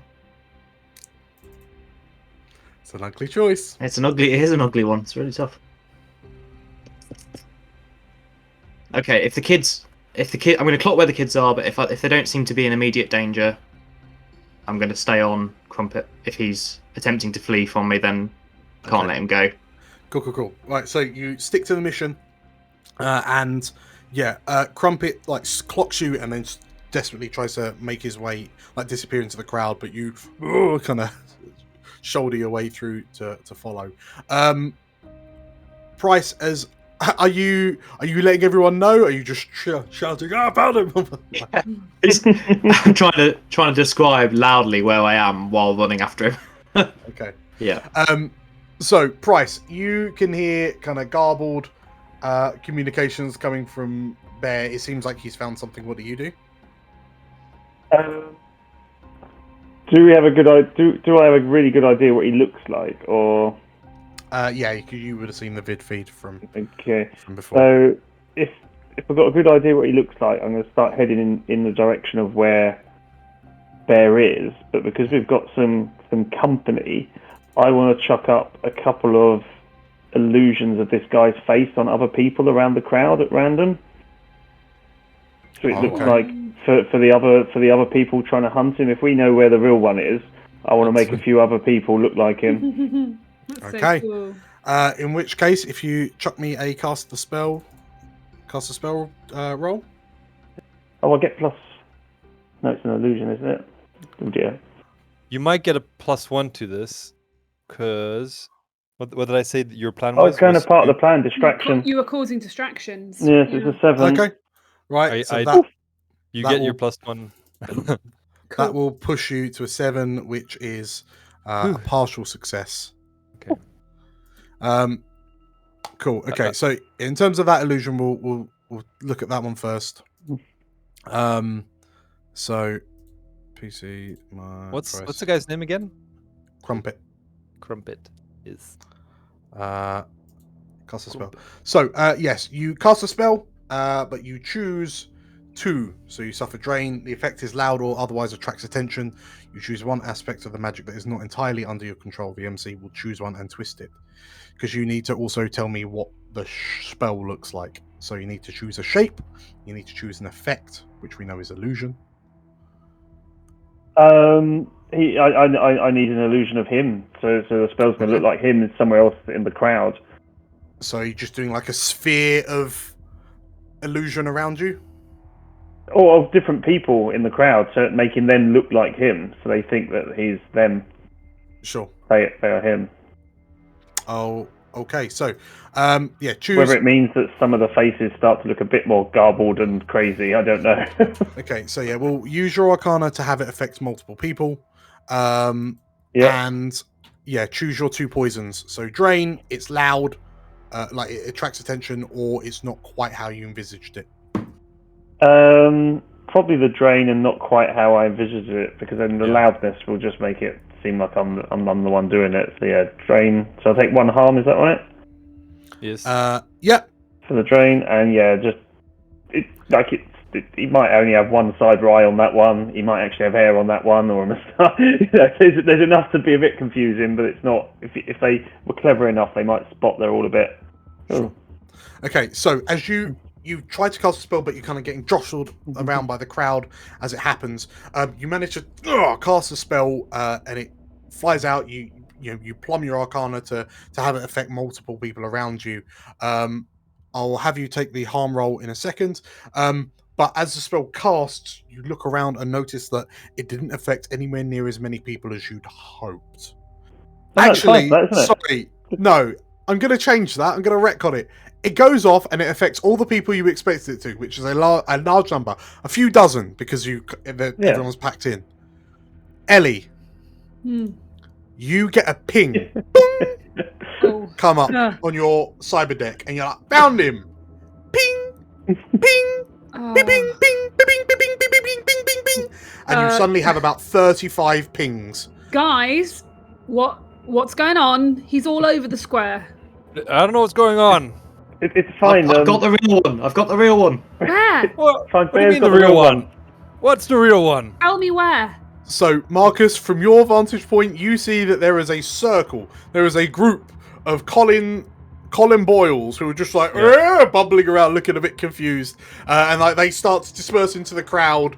And you kind of because now you've gone from 1 Boyle to about 36. Yeah. Can I track where Bear is going though? You can try to track Bear, but before we do, Elle, what are you doing now that there's loads of pings on your camera feed? I mean, I'm asking Bear, where am I headed? Where is this guy? Yeah, I'm just describing it as best as I can while chasing him. So Okay. whatever I can see. Right. So can I start heading in that direction if I know what he's talking about? Yeah. Well, tell you what, I'll ask you for an act under pressure as well. Yeah. That's fine. Not my biggest strength, but let's try. And as this happens, actually, off the back of that, oh no, you rolled a 7, didn't you? Never mind. Okay. Can I assist because I'm describing where she needs to go? Yeah. Roll a helper interfere, Bear. Okay. Yep. And I get a bonus, don't I? Because we've got a help or interfere. Okay. +2 now, aren't you?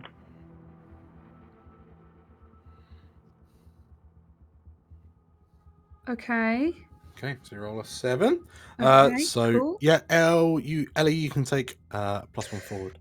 Still a 6. Ooh. So Okay. you get to make a move. Oh, close. So you get the 6. I'm As desperately trying to get to his position, and I'm kind of getting my deck ready to do something when I get close enough. Probably not describing it that well because I'm like out of range. No, you still helped. It's just that I am a bit flustered.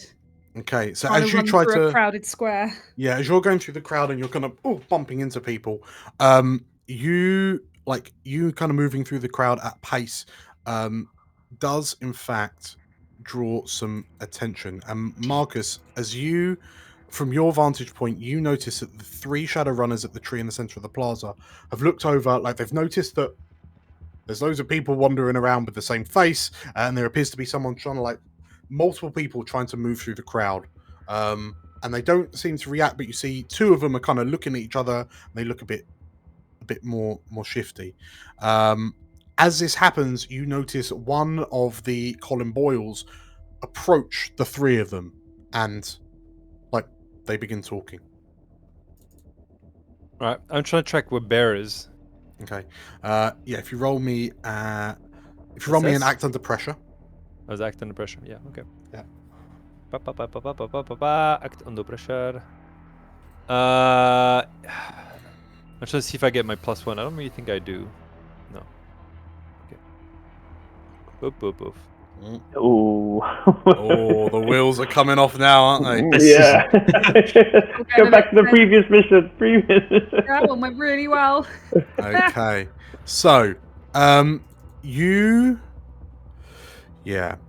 managed to see where Bear is. You see him pushing his way through the crowd.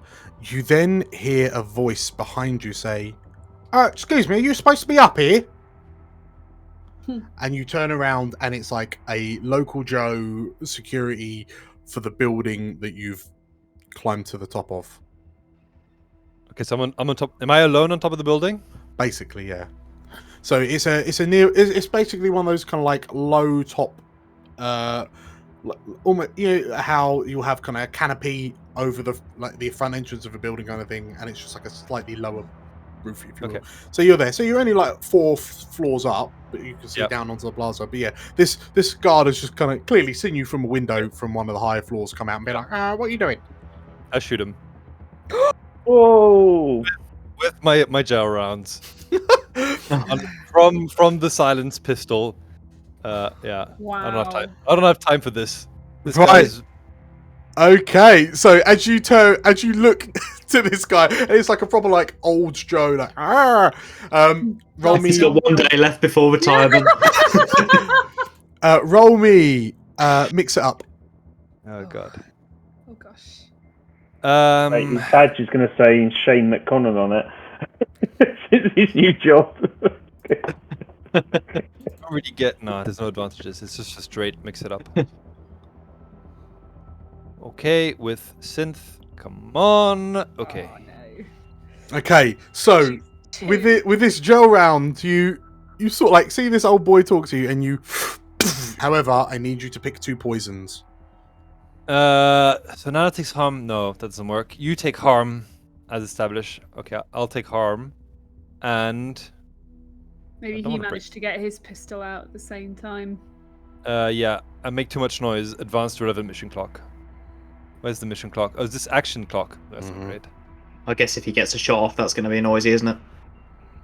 That Something makes of value sense. break. Don't want to break something. He was holding a Ming vase. They have to be valuable to us. And like something of value breaks could just be like I basically take away something.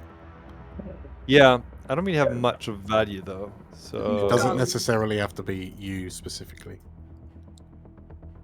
okay, something of value breaks, and I take harm. Okay, so as you turn around and you shoot this guy point blank in the chest You're going to fall off the roof. with a Yeah. gel round, and he kind of he takes it to the chest, and you're surprised that he's wearing kind of body armor, and he looks down and he runs at you and shit. yeah, effectively just like tackles you. And you fall off the roof and hit the sloped side of the roof, and you boom, and kind of fall off the roof onto the ground. So I'll say that fall, it will be like 2 damage because it's quite a hefty fall. Fuck. So as you as this old boy kind of tackles you over before he kind of passes out, and I need you to make a harm roll, please. Oh, jeez. Damn it. Maybe I shouldn't have chosen harm. Yeah, harm sucks. In an elevated position with a DM. Let's go. Oh, you Yes. did it. Well done. No, read it a bit closer. One. Read it a bit closer. I So still take one. choose I one. lose an arm. No, that's ridiculous. Just from. Oh. So this is actually the higher you roll is the worst. So you're Yeah. out of action. No. You take +1 harm, or you lose the use of cyberware until you can replay it, or you lose a body part. Oh wait, so it sucks basically. Yes. Yeah. Oh shit. So did your armor kick in on that harm? Have you? No, because used your armor? I'm wearing armor, but it like doesn't help with the. So it just versus a gives you fall, 1 right? extra harm. That might be the one to go for. Take the form before. Take +1 harm. I don't. Yeah, that's not great. I don't want to be unconscious.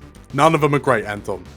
Lose a They're body all going to part. be quite heavy. All right, I take +1 harm. Let's go. +1 harm. Okay.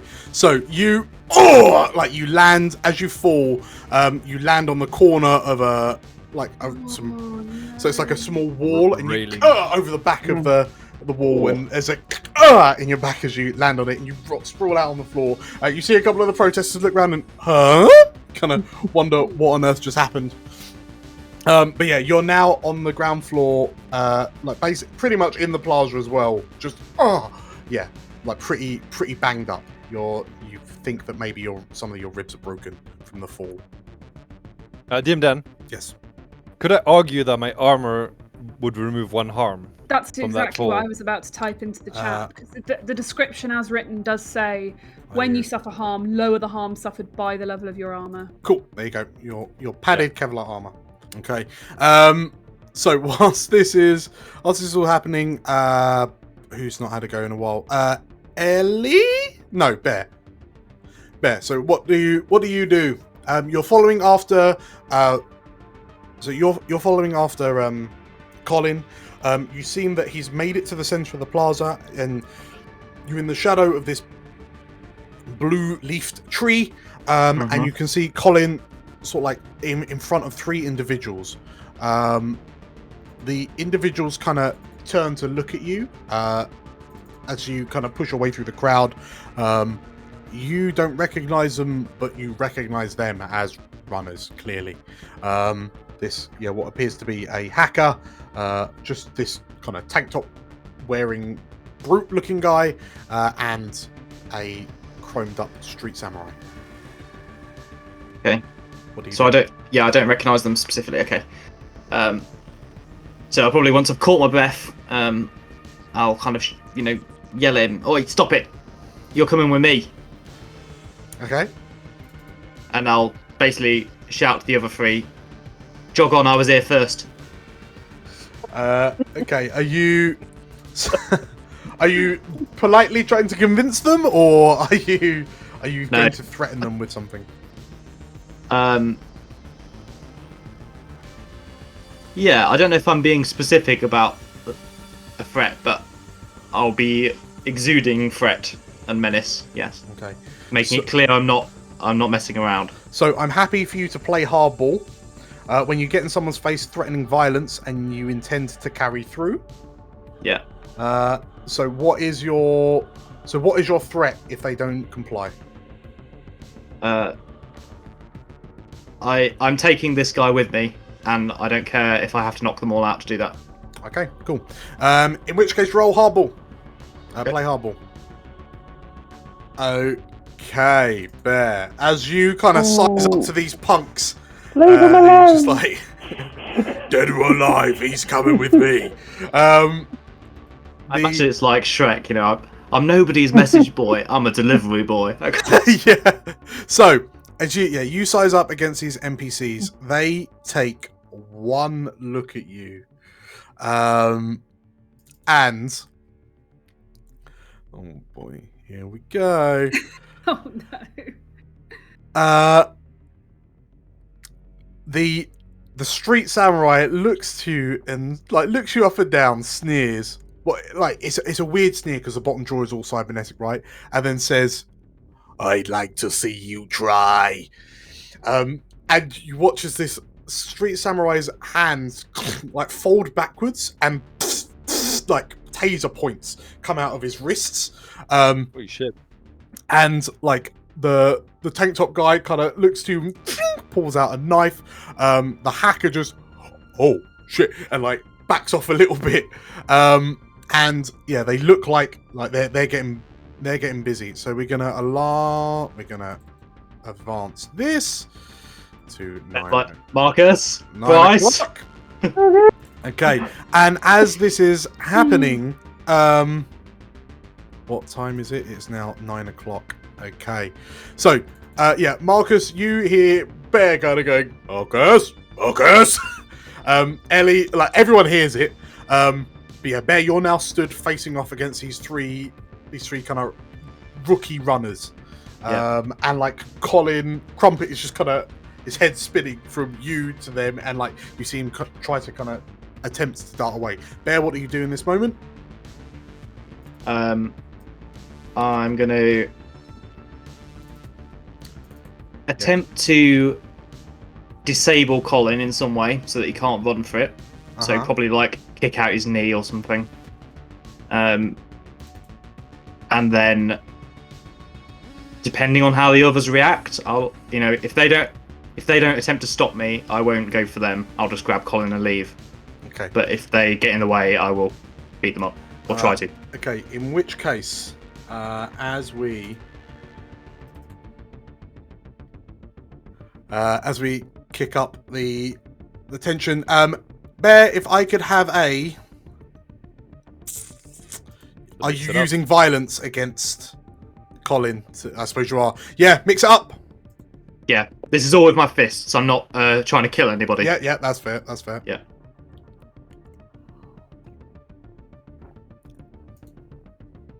Okay.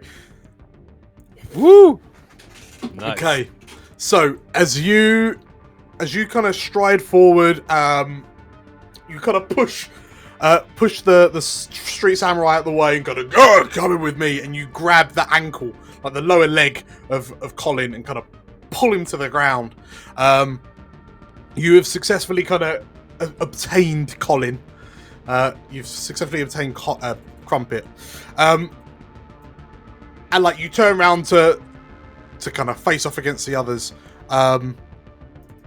One of them leaps forward. So the taser guy that you pushed out of the way lunges at you and attempts to shock you with his taser. He basically just jams a taser into the side of your neck and does... where is it? Taser. Hand taser. And you, as you're fed multiple thousands of volts through the neck. So it is a... if I could have a harm roll, please. Yep, sure. Ignore armor then. Okay. So you lose your footing, you lose your grip on whatever you're holding. It's way better than what I got. Yeah. I was like, 10, great, and it's actually worse. So as this street slam, like you've basically knocked Colin to the ground, then you get tasered in the side of the neck. Your hand lets go of Colin. He's still on the ground. He's not gotten away, but you don't have him anymore. As this street slam like that. Yeah, I feel it. And as this is happening, like there's a commotion as people are starting a fight in the middle of the plaza, and like the protesters are starting to move away. So Ellie, what do you do? Am I within sight of what's going on? You can see that there's a commotion up by the tree, and people are starting to fan away from the fight. Yeah.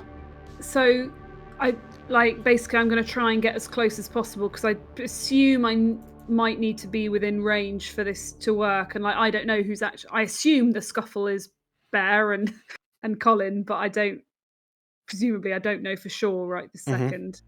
So really I'm going to leg it in that direction, and as soon as I'm within sight I've got an action I want to have a go at. Yeah, so I mean you get to a position where you can see like Bear is stood there vibrating as this guy tases him and just... I think I feel sorry for Bear right now, but I think the most important thing is the objective. So what I'm going to try and do, if you'll let me, is I want to try and turn off Colin's eyes. Oh, nice. Okay. Wow. If I can, remotely. Just like try and... If I have to get closer to him, that's fine. No, He does have a neural interface, so you probably could. Yeah. I'm gonna tap into it. Okay, so if you can give me we'll just jump straight to the login, but you'll get a -1 to this because you're wireless. Yeah, because I'm wireless. That's fine. Can I use some intel on him? Like maybe something about... Where was the so intel I've got from? one from the meet with McSmith. This would be, I think. So could there be some information on? I had a +1 advance on his cyberware, right? Right. From the assess I did on the foil. So I just wondered. Can I give that to Kat? Yeah, I wonder if I knew something about his cyber eyes, it might make it easier to Tell you what, I will locate them and. I'm happy for you to So Marcus, you can use your hold to give the intel to Kat. So we use. It wasn't a hold. It was an advance that I got from the assess I did previously. Right. Okay. So you can hand that off as the intel to basically counter out the wireless, because you've got the exact specifications of the interface that you're trying to hack. Yes, exactly. Okay. Cool. So can I just do a straight roll? Straight roll. On that? Okay. Please. No. It's a 5. Gosh darn it. Okay, so I'm in, but something's going to happen. You're in. So your access is restricted. Yes. So you'll take -1 ongoing whilst working through this guy's head. And there will be ice. Yes, that's fine. That is okay. Okay, so if you quickly roll me a console cowboy. Yes, certainly can. Yeah, it's a pass. Okay. 3 hold. So 3 hold. So as you log in, worryingly, you see, like, as you kind of feed in, basically you've kind of gone into Colin's brain, like, and you realize that it's a data storage implant that he's had. That clearly he's uploaded the data to this implant that he's had. Okay. But in front of you is a red ice. Yeah. Which looks to you for a moment and attempts to wind up one of its programs. I'm going to use one of my 3 hold to basically cancel that whatever routine it's charging up. Okay, so as you quickly shut down the ice and it kind of goes into a hibernating state. Okay. You're currently in this neural. You're in his head, but you're kind of trapped. I'm trapped. Okay, no, that's fine. Sorry, you're stuck outside. Basically, I want what I want. I mean, if it's still my turn, what I would love to do is download whatever he's got in that neural interface and wipe his copy. So whatever he's got is useless.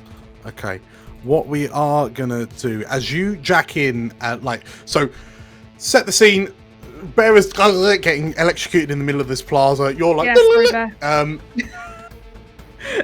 Bear. You see, like, as you kind of log in, like, hack into Colin's system, you see an outgoing call, like an emergency call go out. And, like, it seems that Colin is kind of reaching out for help. Ah, okay. Can I shut that down? Shit. With one of my hold. I can prevent a construct from triggering alert, and I can increase my hold over compromised security or manipulated systems by 1. So I could do something and then have a +1 to it, maybe. I won't take that hold off you, but like you shut down the outgoing call. Colin realizes the call hasn't gone out, so he literally just shouts, "Help!" And like it causes a bit of a ruckus and a panic. Yeah, the mission clock I'm sure it advances. does. So, Oh, yes, the mission clock advances. Wait.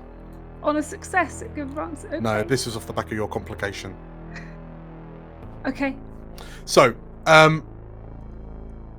Price, you've heard a man shout out, "Help! I'm being attacked!" from the middle of the plaza. Well, I'm also concerned there's plenty of cameras and stuff still going on around in this area, so I would like to manipulate the tree to cause all the leaves to create a giant blizzard of blue leaves around the swirling fight so that people can't see what's happening inside. Ooh. Holy shit. Nice. Okie dokie. So, if you cast a Bit spell, sir, angrish as well then. if you cast a spell, So I got +2 to this. I think you get. Yeah, you probably get my ongoing +1 for the mission. Yeah, That's I've got that for the distraction, plus Okay, 1 yeah. for my focus as well, so 14. Oh, got it. okay, so as you see all this commotion happen in the center of the plaza, yeah, you manage to grab pull the magic into you, shape it, and you rip off these blue leaves from the tree and basically start create a whirlwind around the area just to kind of pen you off, and it makes it a bit more discreet. And like people inside, run out screaming, buffeted by the leaves as they try to get out. And yeah, effectively you're just stood there holding this column of blue leaves around the tree. I would like you as you're stood there doing it, and you're trying to be discreet with it, which you would be able to offer success. You notice that there are a number of Oh, no. blue tree people. you notice Vandalism? You notice a number of Blue Tree security forces who've kind of emerged from the building itself, and they're like pushing their way through the crowd and kind of moving towards it. The crowd is beginning to panic because the men with guns have arrived, and your feed on your cyber deck, Ellie, you can see that your social media is starting to pop off with that hashtag, because people are starting to report on social media that Blue Tree are starting to attack the crowds. And everything's becoming a bit frantic. You see a video clip of this one person just getting knocked to the ground by security, and then just having the stream ends as a boot comes down and stamps on this person's comlink. Good lord. And Marcus, as you pick yourself up and kind of see this has gone very badly, very quickly, through the crowd, you see from the far end of the plaza people coming towards, the Blue Tree security execs going towards you. Elsewhere, through the crowds, as the crowd's kind of shimmering and vibrating with anxiety and panic, you see, with your cyber eyes, what do your cyber eyes see? I wonder. Dark, hooded figures, almost gliding through the plaza. And you managed to clock some of the two closest to you. Oh no. Yay. It's Oh, our shit. friends. Yeah, we needed these guys. And you recognise that there are Black Phoenix operatives in the plaza. And they everyone appears to be converging on this now blue tree Eating it. whirlwind in the middle of All the right. middle of the plaza. What do you do? So Bear's got Crumpet in a hold, right? So No, Bear- I had to let go of him. yeah. Oh, did you? I got tasered. Ah, shit. Price is running distraction. Cat's hacking the guy. So Crumpet is what? Running away. Crumpet's currently on the ground, trapped in this swirling whirlwind. If you could delay some of the reinforcements coming, that would be handy. Okay, this is what I'm doing. Marcus is gonna reach down into his duffel bag, and there's a piece of gear in there that was given him by the Brass Fairy, Grenade launcher. and it is a grenade launcher Let's go. with tear gas rounds. Right. And he's gonna try and get as high as possible, but basically just start launching into the guys that attacked Bear, right? Okay. And then into the cyber ninjas, but like trying to not make it seem like it's obviously him targeting them, but like crowd dispersal, riot, whatever. But it's gonna start launching. Okay.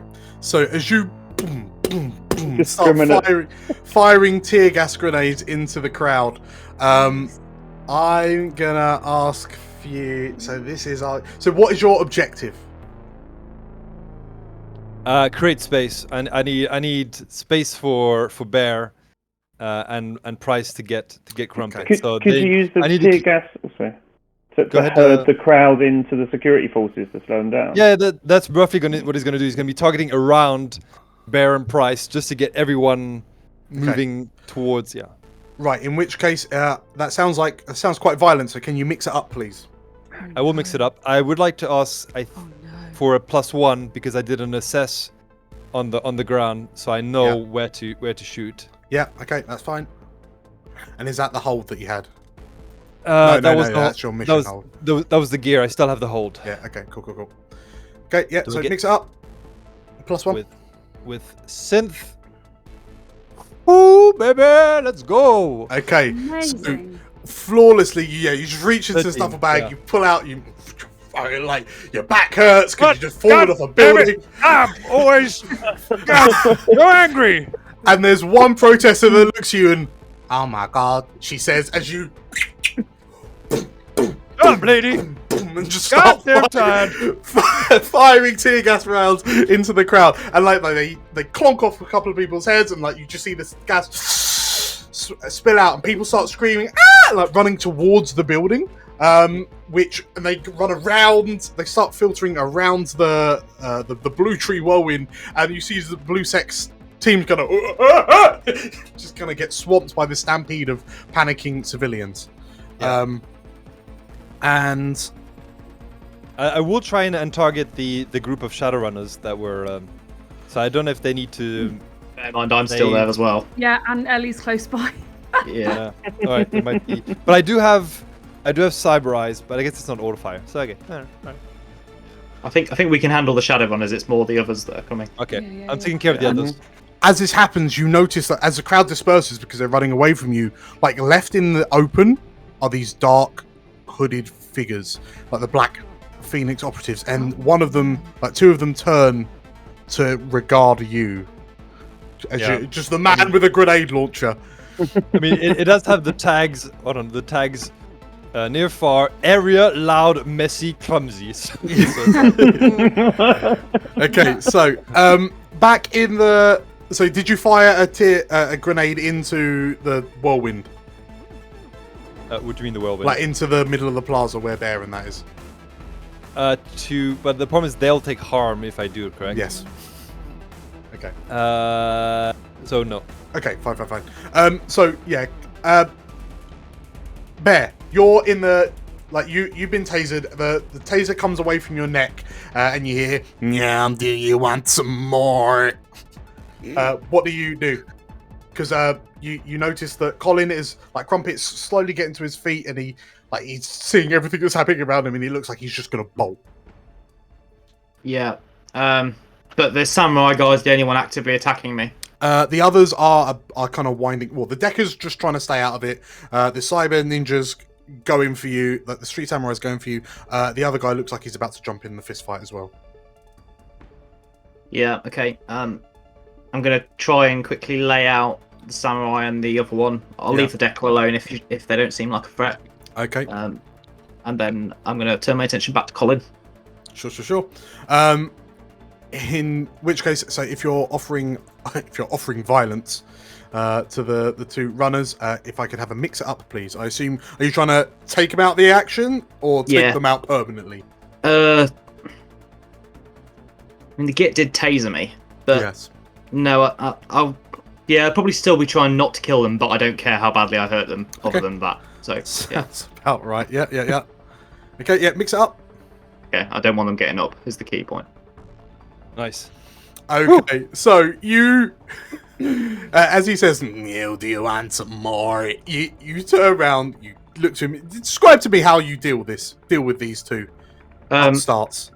I think basically I like pull the taser things out of my neck and then just pull his arm off, which is like a mechanical arm or whatever the the bit is, and then just like Chewbacca style, just start like beating him with it. We don't know. Okay, yeah. So you rip off this guy's cyber arm. You turn it around. The taser's still going. You give him a taste of his own medicine. The guy in the tank top comes over. You backhand him with this arm. He goes sprawling over the fence into like underneath the tree. And you see the Decker just going like in the background, like hiding behind the trunk of the tree as best as he can. The cyber guy gets back up and goes to jump at you, but then you go buzz him again, and he falls over. And the two of them are just out cold. And like Colin has stood up and he's looking at you, and he's like, his face has gone white. I might don't even think about it. Don't make me run again. Okay. You've successfully contained. You've regained a Colin Boyle. Price, what are you doing? Does this Decker look like it's going to be a problem, or is it more the two shadow people that are the two? In fact, given my background, I'm a bit more worried about the two Phoenix people. Yes, so the crowd dispersing, you can see that there are Black Phoenix operatives. They're walking most of them are walking towards the whirlwind. You notice that one has seen you, clearly casting a spell, like holding a spell up, and is now moving towards you. And as they approach, you see their hand just kind of forward into their arm, and a blade, like a long, wicked mantis style blade, kind of comes out of her arm, and she in which case, I've got to keep these these leaves up to make sure that everything's nice and incognito inside. But I'll have to just hold her back as well then. So I will levitate her and sustain a second spell by keeping her back there. Okay. Pinning her back. Yeah, roll me another cast a spell. So this is a manipulation, so you will get +1 to it. Ooh, yes. Okay. Woo! So 11. So this it is also a -1 because I've got quickening, so I can hold two things without sustaining. So I've got the leaves up without a minus, and this one with a minus, but it's an 11 anyway. So in which case, this Black Phoenix operative kind of looks at you and like she starts running towards you on kind of hydraulic piston legs, and as she leaps and the blade kind of rears back for a spring-mounted stab, you manage to grab her in midair, and the blade kind of ends just in front of your eyes as you kind of push her away with your telekinetic powers and just kind of hold her in place, and she's kind of thrashing in the air as she's trying to swing at you. And like you can see her, these black eyes with red pinpoint pupils just kind of reconfiguring. She's trying to focus on you as she struggles against your magic.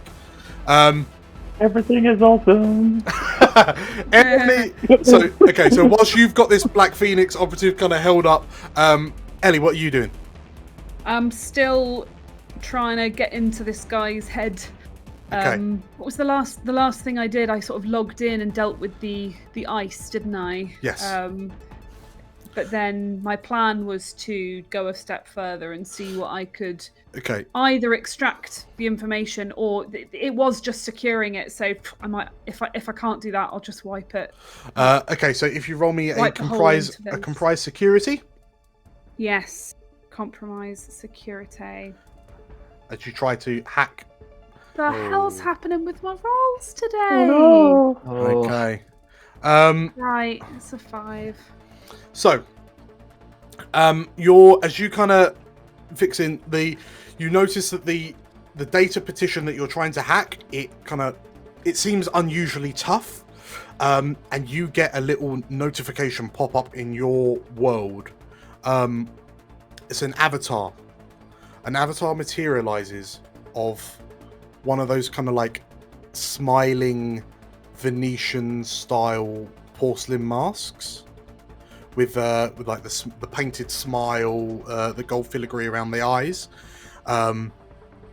and you hear a voice in your head say, "Hello again, Witch's cat," and you recognize the mask as the avatar of the Man of Whispers.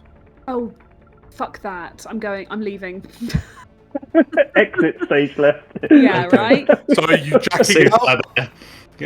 I get a +1 forward to jacking out under pressure. That's fine. So you're not being held in. So you can just No. pull the plug and you're out. Okay. Um, Yeah. Let's go old school. I'm just gonna run to help Bear contain Whacking with Colin. the deck. Yeah. Okay. I'm not hanging about when the Man of Whispers is here. Okay. Yeah. So for some reason, Colin seems to have a Man of Whispers presence in his head. Rubbish. No. You managed to get to you managed to get to the whirlwind, and you shield yourself as you push yourself through the leaves.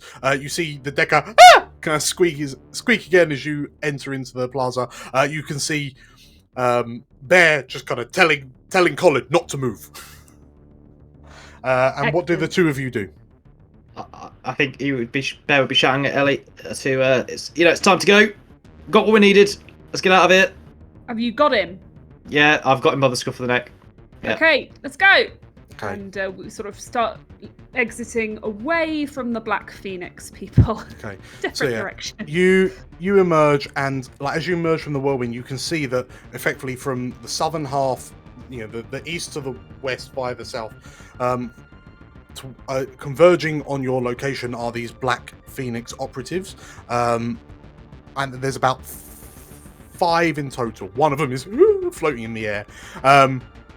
Was I keeping them busy with my my grenade launcher though? Yes. So actually, yeah. So 2 of them are still walking towards you. One is floating in the air. 2 of them are heading towards Marcus.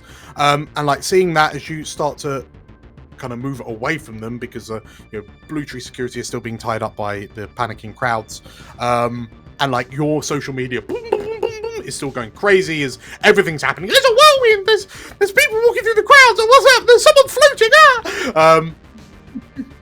You see one final message. You see a final notification come up that says, "You were warned." M. Yep. Oh, what's his name? Mobius. Meridius. And Marcus, how are you holding off the two as these 2 Black Phoenixes are moving towards you? How are you holding them off real quick? I'm just firing grenades at them. Okay, so you're just firing grenades. You just see clunk. One of them takes a hit and it kind of rips the skin off the subdermal plating. And as you keep them busy, Bear, Ellie, as you're kind of running, like pulling away the Colin, who's like kind of thrashing against you slightly, you all hear a single shot. And Marcus, you almost hear the... And Ellie and Bear, you are splattered with blood as Colin's head explodes like a melon. And you realise a single sniper round has gone in the back of his head, ripped through the side where this implant was, and come out the front. And as this man's brains and cyberware splatter across the plaza, yeah, you see that notification. You were warned. Damn. Oh my. Damn it. As the sound of the gunshot rings out, the crowd panics even more. The Black Phoenix operatives stop and like turn to look at what's happened. They see Colin sprawled out on the floor, splattered, and like wordlessly they disengage. Price, the one you're holding up manages to kind of free herself, drops into a low position. You see her head tilt almost as if she's receiving orders, and the 5 of them just kind of rush off in different directions to kind of escape from the scene. And you appreciate as the Blue Tree security forces manage to work their way through the panicking crowds, which are now completely dispersed away from the plaza. It's probably wise if you make a dash too. Yes. I think we all make a dash at this Yeah. point. Yeah. I will use illusions to make sure that they all don't look quite like the QAnon people that are obvious to spot. Okay. So as you all kind of disappear in the Scarpa, you manage to make it away from the plaza. Like the security forces are kind of like as a Blue Tree security kind of swarm over the plaza. They basically, most of them swarm around the 3 runners that are in the center of the plaza. So the one that's now missing an arm and is still suffering malfunctions from you, Bear, the Decker, and the Brawler, but giving you enough time to escape. And as you move away, you receive an incoming call, Ellie. Mm-hmm. Cool. Do I know who it's from? It is from a withheld number. It's going to be McSmith, isn't it? It's like, hi, it's going super well. So I'm watching the news. Yeah, I answer. As Bear and I are running into side alleys and trying to get away from the crowds, I answer. Okay. So as you answer the call, you hear, well, you're certainly making a show of this, aren't you? Did you hire the other teams? Given how exciting that all was, there's a part of me that's somewhat sad that I didn't. It feels like it was a setup from the beginning. There were so many of us after the same man. Well, it would seem so, but perhaps Mr. Boyle was a bit more loose-lipped about this meeting than we had assumed he would be. But nevertheless, it seems that whilst we're not going to retrieve the data is not going to fall into the hands of our competitors. So I suppose that's a successful mission as far as I'm concerned. Well, yeah, no one else is getting their hands on it, are they? This is true. So, it's not quite the outcome I was expecting, but Ellie, if I could get you to roll getting paid? Uh-huh. Do I get any pluses to this? Is anyone...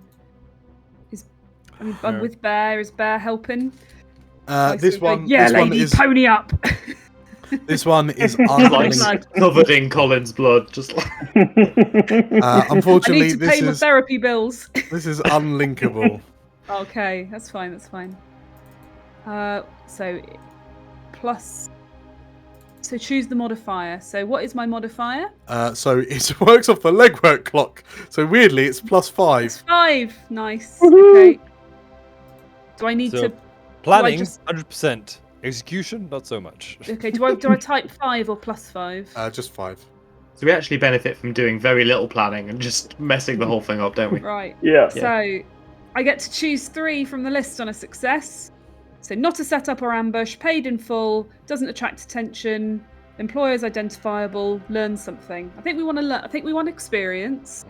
We do want to get paid in full because she could try and weasel out of that, given that we didn't fully fulfill the brief. So we'll get paid in full, we'll get experience, and Doesn't attract the attention. doesn't attract attention. 'Cause Yeah, that sounds good. Because of Quite all the public. media stuff. That's Yeah. it, exactly. there Yeah, was we a need to lay cowboy low firing for a while. grenades. The meeting doesn't attract attention. Doesn't say anything about the Oh, mission not okay. attracting Wait, attention.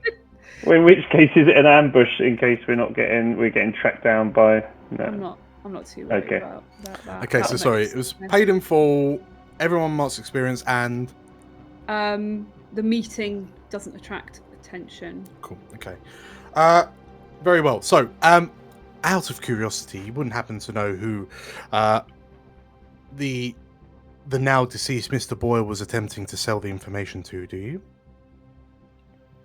We do know, don't we? No, I reckon it was. Who We do you don't reckon know. it was, Price? Oh, well, just he had that call for help, and Black Phoenix turned up. So either he was selling it to them, or Well, he was talking working to on the their runners, behalf. wasn't he?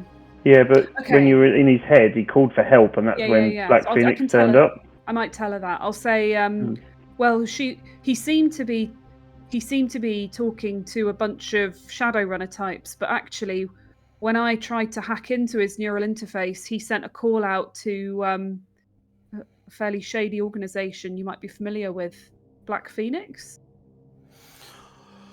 Oh dear, that is a wrinkle, isn't it? Says the elf. Well, I suppose I'm happier that this isn't. I'm happy that Hades' information is not in the hands of Black Phoenix. They've been a nuisance, to be sure, but fair is fair. You've sort of completed the mission that I've given you, but you put on such a show, then I'm feeling in a charitable mood. So, I'm wiring your payments as promised. And don't take it personally that I might not be reaching out to you in the near future. I can only take so much excitement at any given time. That's understandable. Yeah. It was a pleasure doing business with you. I mean, Ellie looks down at herself and Bear and all the blood and brains like dripping off us, and I say, yeah, real pleasure. Okay. There's a titter of a laughter, and then ta-ta, and the vid link closes. Right. And yeah, as you all kind of as the news feeds become awash with this violent protest outside of Blue Tree, you all gingerly pack yourselves into Price's car. And I think, Price, you're the only one that's not banged up in any real way. Like, Pretty much. like Bear's twitching ever so slightly. Like Marcus has got some cracked ribs. Ellie's just covered in brain and circuitry. Yeah. Crack the I'm ribs just and a going to play it grenade like the launcher. dad who's, I'm going to be the dad who's picked up the kids from a bad night out and just into the Is car. it Price in front and all three of us in the back? Yeah. Like, don't worry, we're going to get ice cream now. Seatbelt on via the drive-through on the way home. Some Price has put like plastic sheets down so we don't ruin Oh, his I car. Yeah. Plastic sheets there. Amazing. If you're going to throw up out the window. Take your shoes off, please. Oh, love it. And yeah, as the four of you kind of pull away, just slip away from this plaza. Congratulations on completing the mission. Yay. So, looking through. So, you accepted the job. You mark experience. Would we argue that you found out who Boyle's giving the chip to? No. I think you kind of Sort did. of. We figured out it was Giving it to Black Phoenix. Phoenix, I reckon. Yeah. Yeah, I'm gonna say that you did, considering it was odd that Black Phoenix were there in the first place. And the Man of Whispers was in his head. And the Man of Whispers, yes. So you located the meat, you mark experience. You did not retrieve the chip, so unfortunately not. And the mission was completed successfully. So the mission will give you 4 XP. Your negotiation will give you an additional XP. All but Bear, unfortunately, will get an additional one for being human. So it's a 5 or 6 XP for you all, which will mean some advances. Yeah, as you pull away from the chaos, in a nearby building, overlooking the plaza. A troll hums to himself as he casually unscrews the barrel from a sniper rifle and begins dismantling the weapon and putting it back into a box. And as this troll in kind of army gear and like military gear makes his way from the roof of the building, he makes a call out. Yeah, it's done, he says. And the voice replies, "Good. I'm glad that that information didn't fall into the wrong hands," says the voice through the other end of the phone. Boss, should we be worried that they're sticking their noses in as much?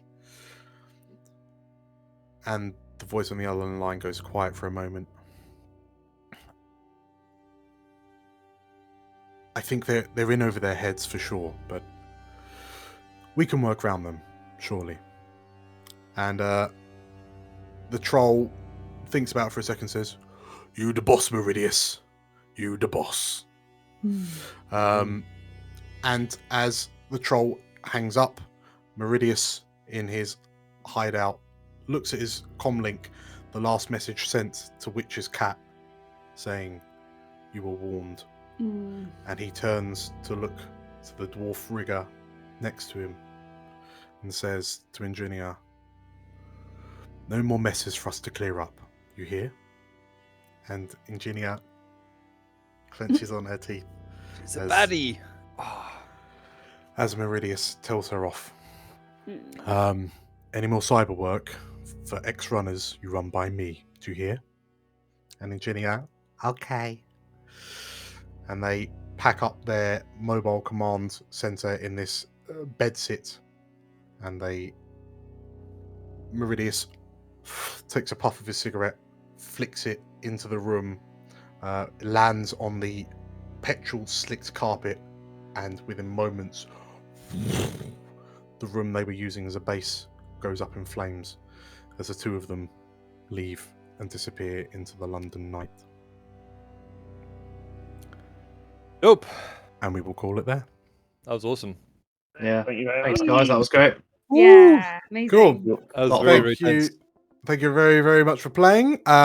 So, yes, we will find out next time what's up with Meridius and his gang of runners. We will find out how that affects you lot. We will find out what Black Phoenix are doing in and about Neo London. And yeah, see if we can start to unpick the plot. So, thank you very much for playing. Thank you very much for watching. If you enjoyed it, leave some comments and likes down below. Yeah. But hopefully, we will see you soon with other RPG, non-D&D RPG goodness. Cool. Cool. Sweet. Very much. Take care, everyone. Thanks. Take care. Bye. Bye. Bye, bye, bye, bye.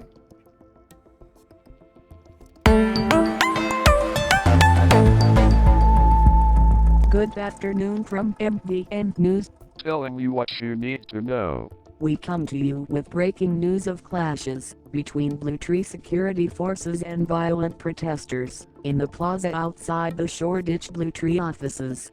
The protesters, who have yet to represent a valid or unified reason for their unrest, were seen aggressively trying to gain entrance to the offices, presumably under the instruction of terrorist agents of the underground. The violence was halted and the crowds dispersed by NLPD forces after the mastermind behind the attack, a so-called Shadowrunner identified as Colin Boyle, was shot by an NLPD sniper unit. Boyle was pronounced dead at the scene. NLPD has so far made 184 arrests in the aftermath of the protest, as their investigation continues. We now return you to your previously scheduled broadcast. If you enjoyed the video, please leave a like and comment down below. You can find more Explorers of Elsewhere content right here. You should also go ahead and subscribe to the channel by clicking right here. Click the bell to receive notifications of new uploads. Until next time, stick to the shadows.